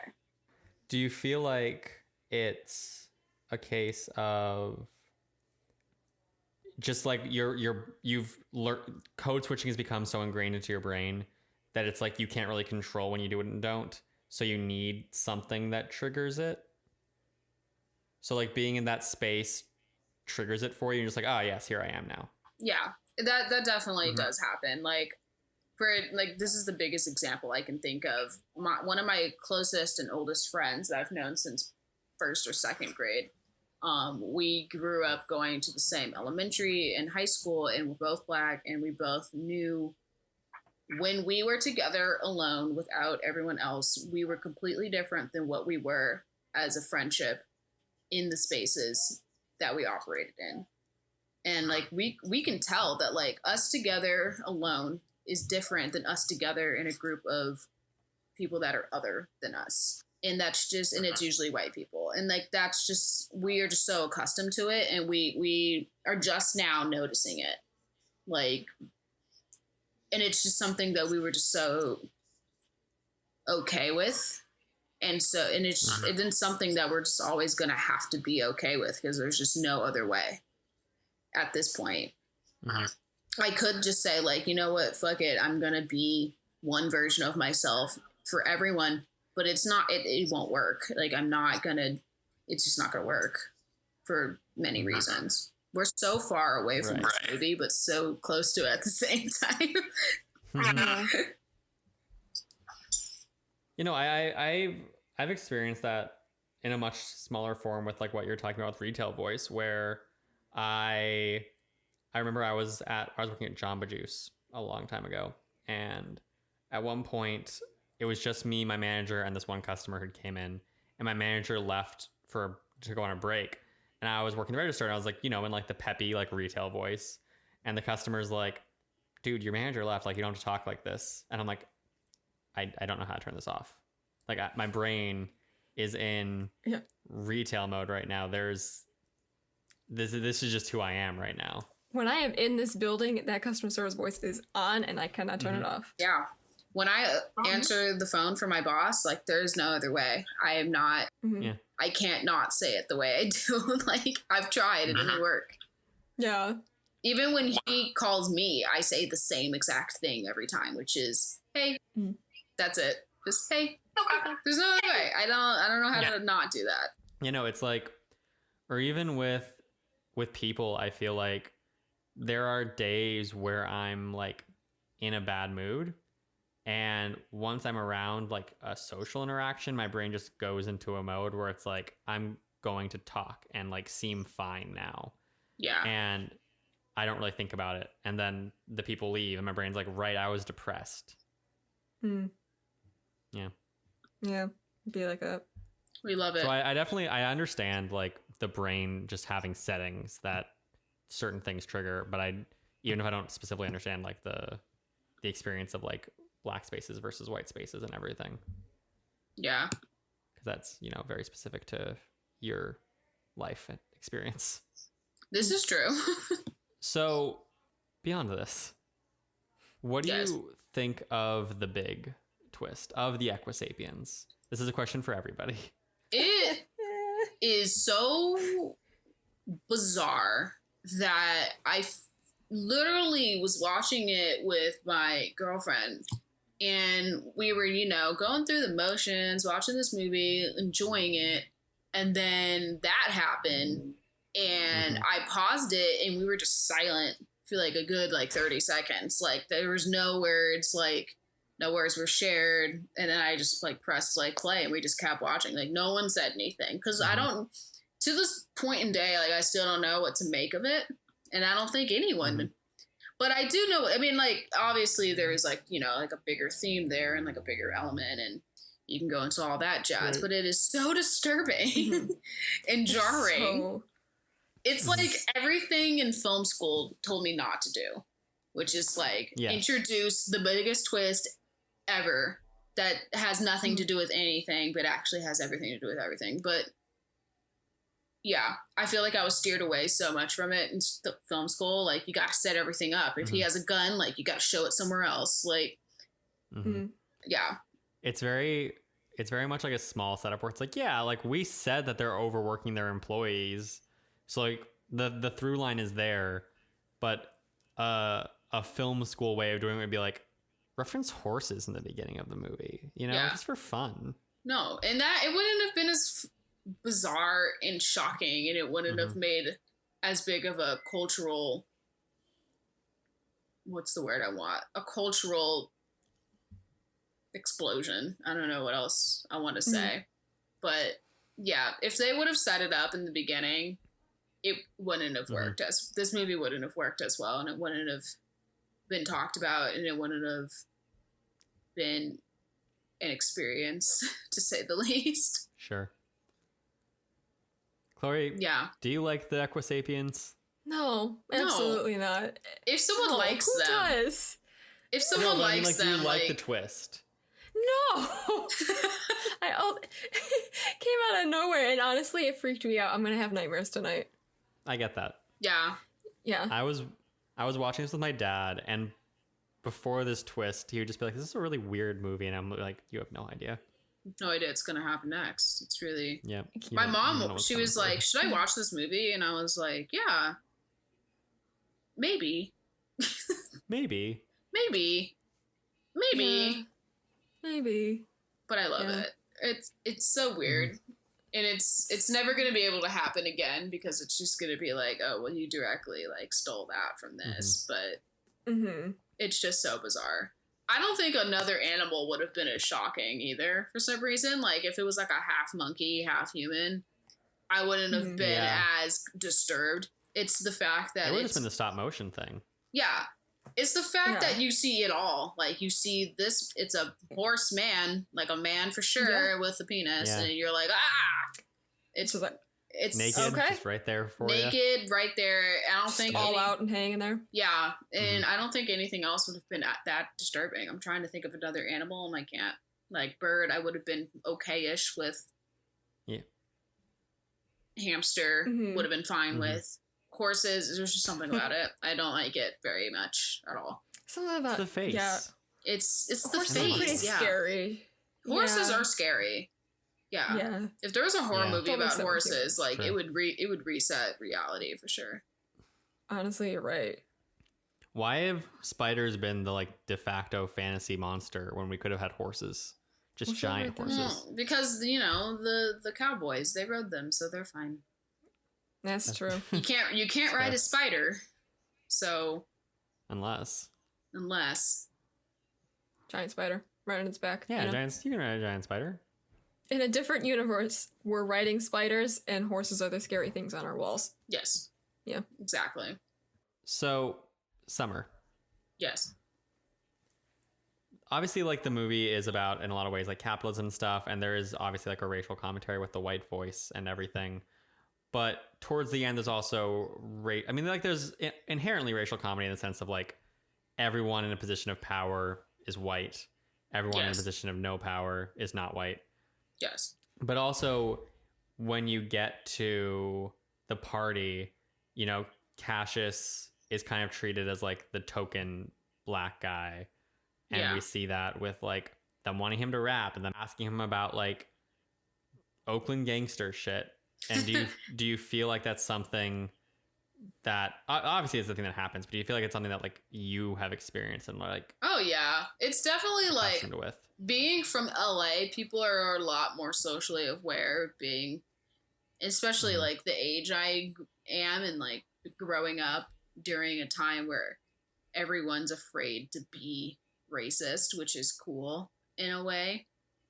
In a way, that's a weird way to say it, but it's definitely like, and people a lot of the times just don't even realize they're doing it, which like is bad. It's just as bad, but also like I understand that the people who have done these things like don't like actually want to harm me. They just genuinely had no idea what they were saying is like a harmful and frankly weird thing to bring up to me. Just like I feel like I'm like, how do I put this? So for example, my high school college essay, to like, you know, the one you write for your Common App and you write it and you share something about yourself. Right. And so mine was about, so to give context, in high school and still, I absolutely loved music. I'm a huge music nerd, have been, always probably will be. And my choice of music in that time was pop punk, metal, and just hard rock. So just like a lot of things you wouldn't expect a 15-year-old black girl to enjoy. And so basically my essay was kind of about all of this, how I've had to operate in white spaces, but also operate in black spaces as a person who doesn't prescribe to the idea of being stereotypically black. So it was a complicated essay for like a 16-year-old to write, or how old was I? Like 18-year-old to write, and 18, reading I assume? 18-ish old person to write. It was kind of a lot, and I still feel like I'm writing that today. Like everything I write kind of boils down to doing that, just because it's the thing that I've done the most, and it's very interesting to like to have gone to my high school and. You know, there were so few black kids. There were so few black girls, actually. It's an all-girls school. And I never felt comfortable interacting with them because I wasn't what their idea of black was. And I was not very comfortable operating with, like, my white friends either, because they would all of a sudden hit me with like, we'd be like listening to Kanye and they all of a sudden say the N-word. And I'd just be like, whoa, we're not, no, just because we're friends doesn't mean you can all of a sudden just start throwing around the N-word. That doesn't work, which actually has happened to me several times. And I'm not surprised. Yeah, I'm not and it's not something surprised. we see in this movie, kind of. Yeah. And you're like, oh, dude, no, like we're friends, but you can't all of a sudden say that. Like, no, it doesn't work like that. You don't get one friend, like black friend, and all of a sudden be able. I saw this article. This is so funny. Of this like high school boy who was selling this black boy. He was selling passes to his white friends to be able to say the N-word, which is just like, oh my god, so messed up, but also like, I clap for him. Like he saw what they wanted and he gave it to them for a price. Like entrepreneur right there. Anyways, but it happened a lot. It happens a lot, especially with like authority figures who in high school, we had this conversation when we read Huckleberry Finn. In the beginning of it, you know, Huckleberry Finn uses the N-word all the time because of, you know, the way when it was written and what it's about. And we had this conversation and my teacher was like, okay, like, should we say the N-word? Like, it's up to you guys, which is so weird. It was so weird. And it was like me. That's very strange. Yeah. I was in an AP Lit class and it was me, one other black person, and then everyone else was white. And then like the conversation, literally no one ever asked us directly. No one ever was like, what do you two black people, the only people who should have an opinion on this thing? It was just the white girls, like I remember one girl in particular, she ended up getting kicked out of school, not for this, but because she's stupid. she was just like, well, we should say the N-word. And I remember my friend who is black looked at her and just said, so say it. And then that was the end of the conversation. Like, we didn't use the N-word. She was just like, if you want to say it right now. And then it was very uncomfortable, but kind of funny. Looking back at it, like, I was probably like, ooh. But looking back at it, it's fucking hilarious that she did that. I don't even know if she remembers doing that. I wonder if she does. And that was the end of the conversation. And the teacher was basically like, okay, so I guess we won't say it. That's such a weird conversation. Why didn't the teacher say, we're not going to say this, period? Like, yeah, you're an authority figure. Like, just say it. Lead by example. And I hate to think, like, if I wasn't in that class and my other black friend wasn't in that class, would they have just said it? Would it have been a conversation? Or would just, like, 15-year-old white girls going around and just saying the N-words for the sake of literature? Yeah. And it's just things like that. And, like, every year in elementary school, I had to give the presentation on MLK. I didn't know him personally. I know just as much as you do. Like, I don't know that man. He died. I don't know that man. Just because I'm black doesn't mean I know him. Like, we weren't friends. Yeah. And it just, things like that happen so much. And, like, when you do, like, your family tree, it's, like, awkward for, like, black people especially, because it's, like, my family tree, I mean, I'm not a good example because my grandfather actually wrote a book on our family tree. So that's an extreme example of someone knowing way too much about their family. But everyone else, like, most people don't know past their great-grandfathers. Like, I just know it because my grandpa literally wrote a book on it and spent thousands of dollars and hundreds of years doing it. And it's like, it's just little things like that that no one ever thinks about. Hundreds of years. Yeah. And it's, you don't think about it, but it is like, wow, that's pretty bad to, like, have a child be like, well, I can't go back to the Mayflower because my family was slaughtered. I have no idea where I came from. Sorry. Like, I can't give you enough info that suffices me to have like a grade in this class.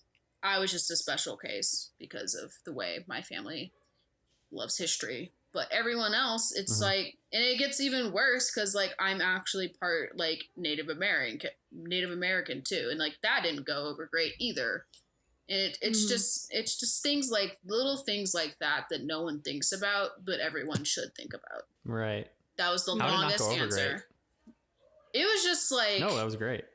Yeah, I don't know. I mean, my family tree worked out, but other, like, the other, like, 2 black people in my class, it's like, they didn't know. It was like great-grandfather, family tree ended. Like, we don't, maybe great-great-grandfather, family tree ended. And yeah. And then being like, oh, Summer, maybe you're related to Thomas Jefferson. It's like, no, I might be, but it's because he raped a bunch of black people. Like, that's not a fun fact for me to be like, I don't think I'm related to him. But as an example, that's not a fun fact. Like, it's a terrible fact. It's the most traumatic fact ever. But thanks for making me feel good about it. I feel like it's a weird dichotomy between, like, wealthy and, like, poor too, where, or not poor necessarily, but just, like, not super wealthy, because I feel like wealthy people tend to track their lineage more for whatever reason. So it's kind of like weird. My mom's side of the family is, like, comes from wealth. So, or not even my mom's side, my mom's dad's side of the family comes from wealth. So, like, I know his family history through like so far back. I know it back to the Salem witch trials. That's crazy. But, yeah. But I don't know anything about my grandma's side past her parents. I don't know anything about my dad's side beyond his mom's family were, like, entrenched French Canadian, and his dad's dad, so my great grandfather, walked off an Indian reservation, and that is the extent of what I know. Nice. We love it. Yep. Yeah. We don't love it. No. We don't love it. But yeah, so what was the topic of this to begin with anyway? I've totally forgotten. I don't know. Oh, me experiencing, like... Yes. Bad things. Tokenism, I guess. Yes, thank you. Yeah. Yeah. Yeah, and I often joke about it, And it's a way to cope with the fact that I've dealt with it for so long. And I do joke about it a lot, and I do think it is funny when I joke about it, but it's also largely traumatic if you really boil it down. Like that essay I wrote in high school, that's a sad essay. It's like I wrote it in like very comedically, and like I don't know why I didn't realize I wanted to be a screenwriter back then. Like it's basically like a long monologue about being not black and not white at the same time, and just being like an enigma. And like that, it's a weird essay, to be honest. I was a weird kid, but if you boil it down, like that's bud. Yeah, I still am. Like that's a sad essay. And like my like script that Ben was talking about, Thank God for Girls, it's a sad. If you took out the jokes, it's sad. It's like she doesn't know what to do with herself because no one knows what she is, even though it's glaringly obvious that she is black. And like at the end of the day, I'm always going to be black. And yeah, and that's been my life. Super cool, but I wouldn't have it any other way. I would.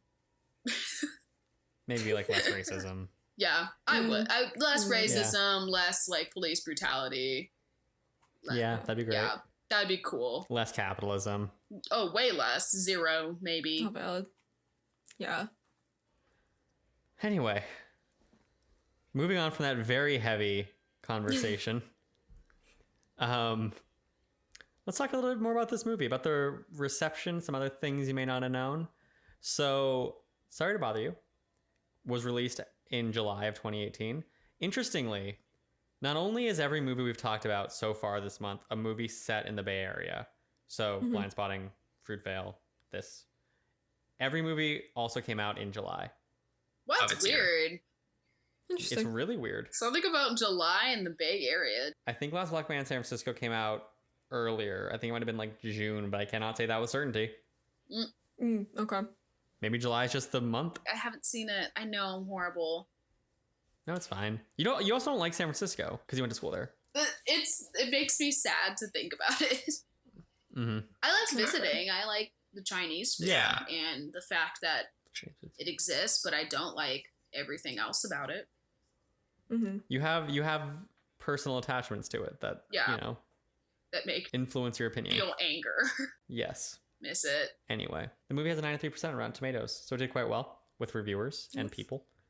It made $18.3 million on a $3.2 million budget. I wrote $3,200 in this document by accident, and that would be impressive. That'd be a crazy budget for a movie. Yeah. It probably cost more just to drop the desk into one room. Yeah. Lakeith got paid more than that. I hope. Oh, yeah. Absolutely. Yeah. I'm pretty sure if he got paid less than that, it'd be like breaking union rules. Yeah. Yeah. I have questions for his agent if he got paid less. First of all, why? Second of all, how? Yeah. I also have that question for Boots Riley.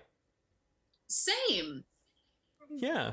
Why did he wake up one day and say, horse people? Why? So speaking of which, Boots Riley wrote this movie in 2012, and he had no way of producing it once he finished writing it. So it just kind of sat there for a while. Wow. He actually adapted the idea of like the story into a called also Sorry to Bother You. Nice. And he also released the script in a magazine called McSweeney's. It was issue number 48. And then down the line, eventually he got the funding to have it made. After its Sundance premiere, Annapurna became its distributor, and Megan Ellison gave Riley $200,000 for reshoots. Nice. The movie was written before Trump, but because of it being released after Trump, some things had to be changed.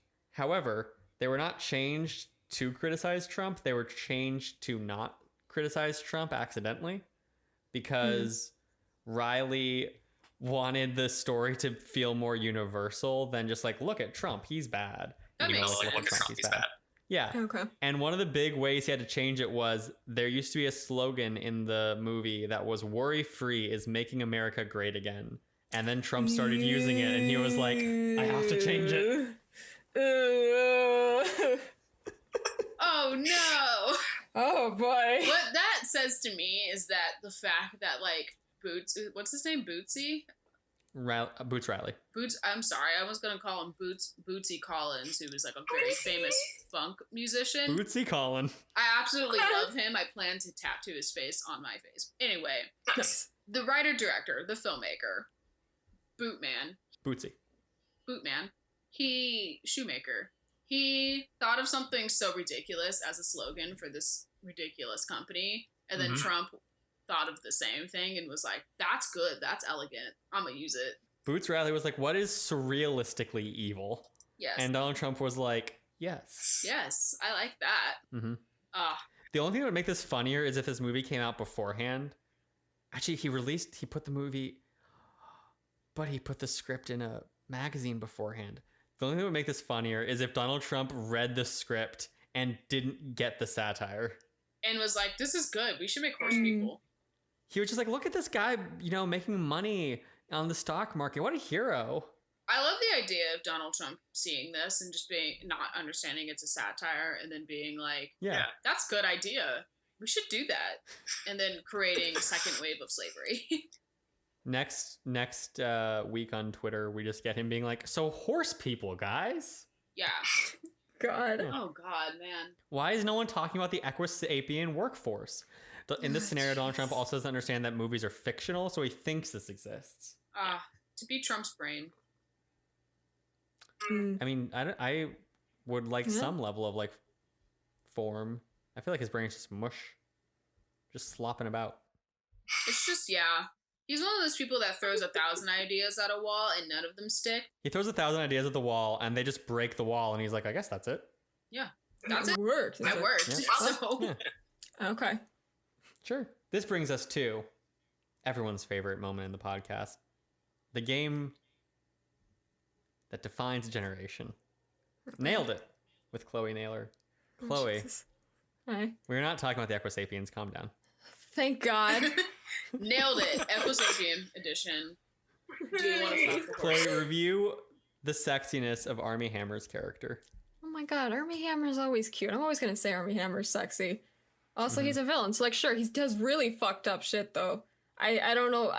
See, I'm that was villain my lover, curiosity. But like, Syndrome does fucked up shit too. Okay, he doesn't have horse people. I gotta draw the line somewhere, and I think it's horse people. I get that. Everything else is fair game. So do you think right before the horse people reveal he was sexy? Yeah. Okay. Like that was the right level of evil? It's just, I mean, he's sexy afterwards too, because it's Armie Hammer. And I'm just like, Sure. I disapprove your choices, but you're still nice to look at. Yeah. Okay. Mm-hmm. Makes sense. Yeah. This brings us to our second game, executive action, where we say, hey, if we were a producer with some level of influence over this movie, and we saw the final edit or the final script, whatever point we want to give notes on, and we're like, hey, you should change this one thing. What is the one thing we would change? Summer.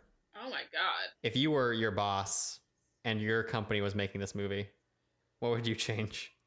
I'd change nothing.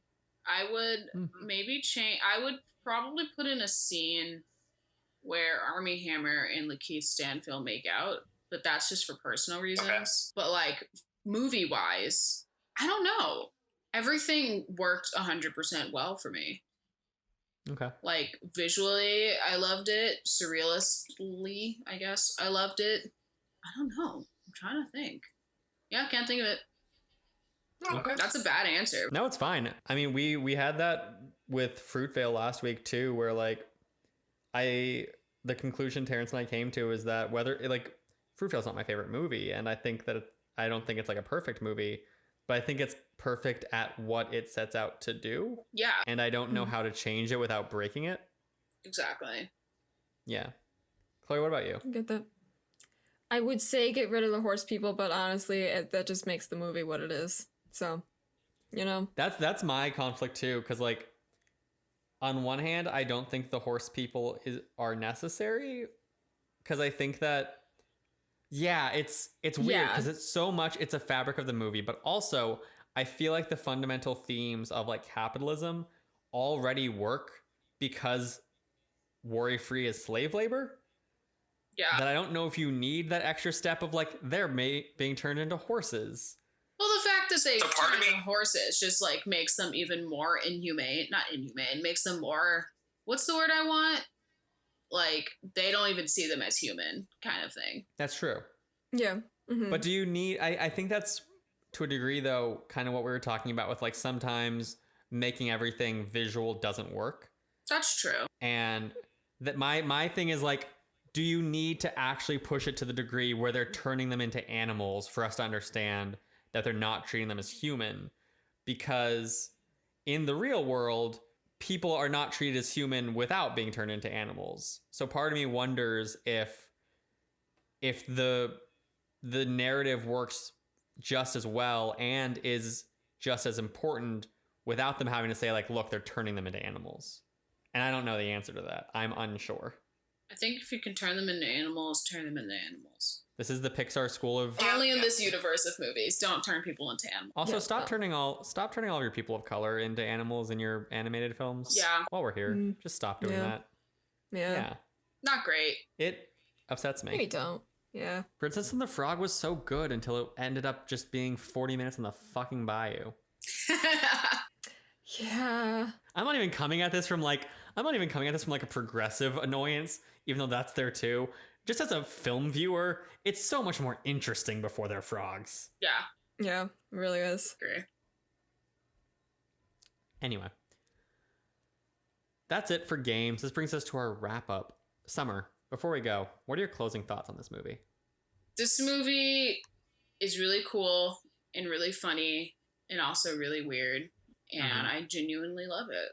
I think it's a movie that everyone should see and will get you thinking about a lot of different things that are happening in the world and the things that a lot of people are discussing, especially now with all the protests and everything of that matter. Mhm. So I think it's just like a great. I think comedy, and so do other people. This is not a new thought. Is the best way to show what is wrong with society. Chloe, what about you? What a fucking bonkers, wacky movie.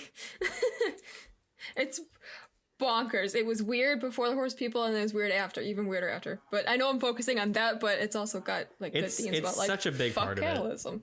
It really is. You know, I can't stop thinking about it. It's fucking weird. But yeah, no. Anyways, also good themes and shit like fuck capitalism, and also the cast is attractive.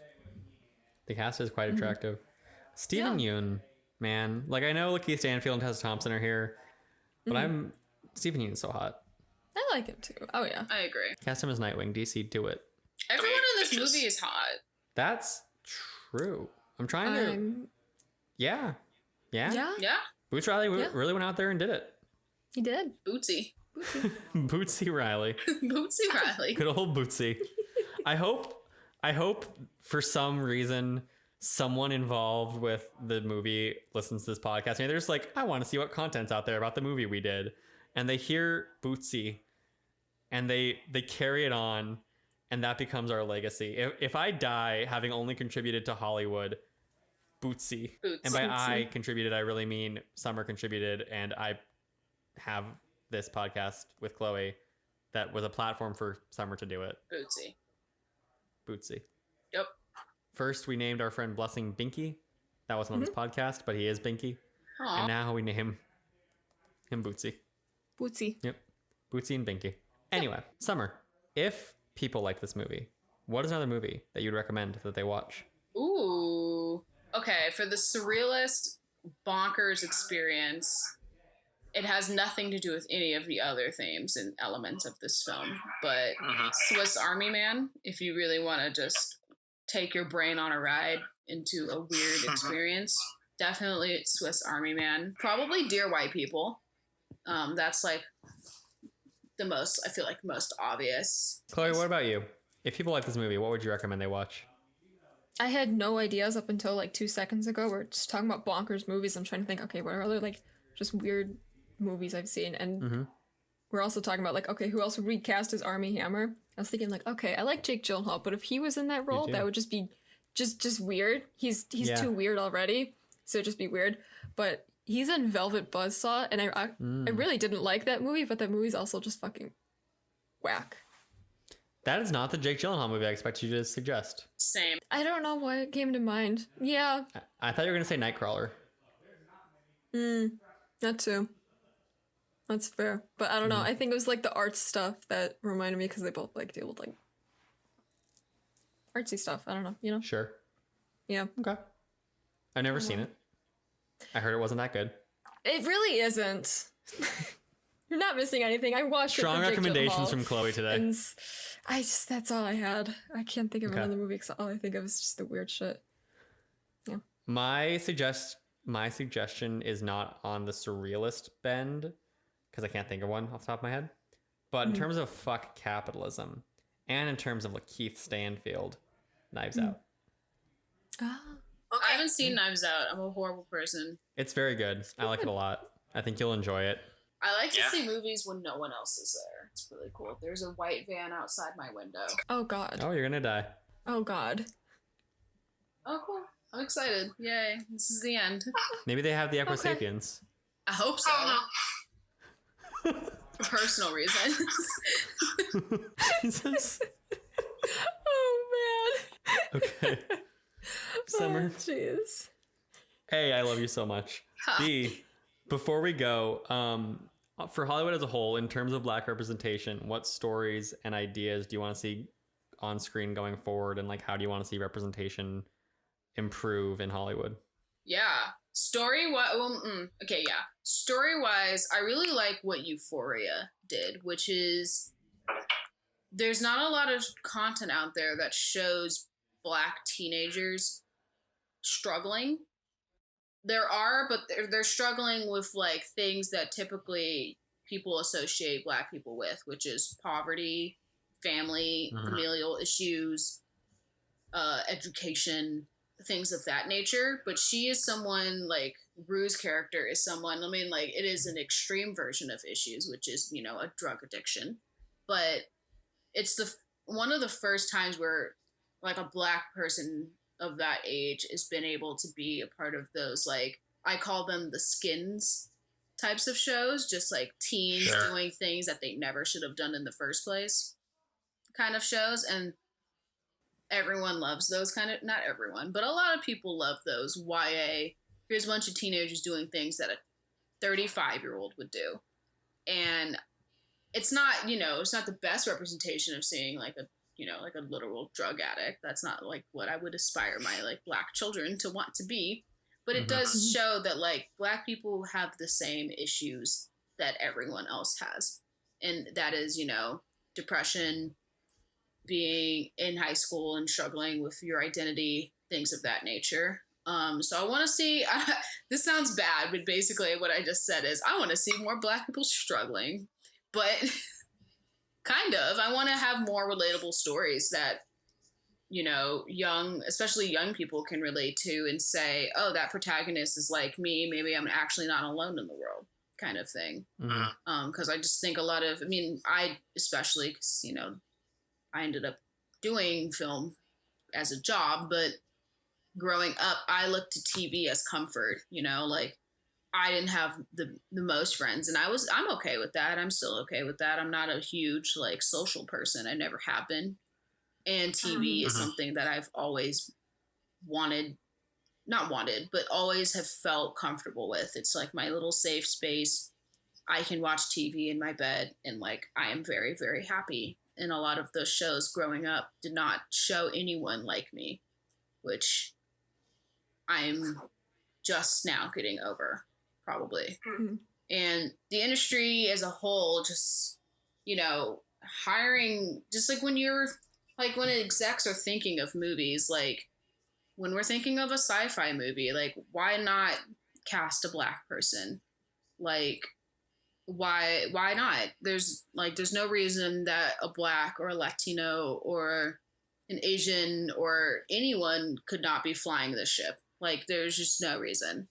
And just things thinking outside the box when you cast, thinking outside the box when you attach directors and writers and all other people that are involved, because chances are you're going to get a very good film and maybe even a better film. So, and not every movie that features a person of color has to be about their struggles, and could just be a person of color doing things that other people would do, like meet a girl and fall in love. And yeah, like that's why I loved, what's that movie that just came out with Issa Rae? The Photograph? No, or the other one. Lovebirds. Lovebirds, that could have been two white people and the movie would have been objectively the same. And it's just, seeing two people of color being in love is super impactful. Like you say, oh, those people look like me, and like there are people out there who are experiencing these things, and never once are they talking about their race in that movie. It's just two people of color being on a weird wonky ride, but like it's cute. More rom-coms, more comedies, more things of that nature, but continuing also to show those things that are specifically a cultural experience is also super important. Both are important. Both are equally as important there. That's my long-winded answer for that. For sure. That makes sense. Yeah. Yeah. Cool. Thank you. You're welcome. Guys, this has been That Wannabe Film Class. Next week, I don't know for sure what movie we're talking about. It might be Moonlight. It might not be. I'm going to tentatively say it's Moonlight. If it's not, audiences will find out when the episode drops next week. Enjoy chaos. If people have enjoyed this podcast and want to find us other places, keep an eye on our things and our stuffs and what we say. Summer, where can people find you? My Instagram, please don't laugh at this, but my Instagram is uncle_daddy. And it always will be, I think. I don't think I'll ever change it, to be honest. It's so like identified with you. Yeah. Like I had to look my boss in the eye and say my Instagram is uncle_daddy. I love that. Yeah. And my Twitter is that too. I think there's maybe like 2 extra Y's because someone took Uncle Daddy for some reason. And it's not based off of the Claus character, Uncle Daddy. I had the handle before that show came out, so they stole it from me, and I stole it from a flat earther's roommate. That's where you can find me. Uncle Daddy. That's me. Chloe, what about you? God, you can find me anywhere, everywhere. Instagram, Twitter, TikTok, Letterboxd. I'm at Echo Chloe everywhere. Also, I stream on Twitch. I forgot to list that one. Yeah. It's a good time. You do a lot of stuff. I do a lot of stuffs. You can find me at Mr. Bento Box everywhere as well. Instagram, Letterboxd, Twitter, TikTok, not Twitch. Maybe I should make a TikTok. I feel like you'd enjoy it. It is a good time. Chloe's the one that drove me to get a TikTok, and I've lost so much time to it, but I don't regret the decision. I'm currently getting dragged through the mud right now because of your taste in fictional. For my bad taste, yes. Good. It's a good time. We love to see it. Yeah, really do. If people have enjoyed this podcast, they can rate us and review us on iTunes. They can subscribe to us on whichever platform they prefer. iTunes, Spotify, YouTube. Those are the 3 options. You gotta choose one. Once again, this has been That Wannabe Film Class. Summer, thank you so much for coming on and being our guest and having this whole conversation with us. This was fun. Yay. Good. I enjoy talking about movies. And then we'll end the recording, and she'll tell us in reality that she hated it. She hates us. This was the awful experience. But, we'll just cut that out so they can't hear. It's fine. As soon as this ends, I'm going to, parade all of you.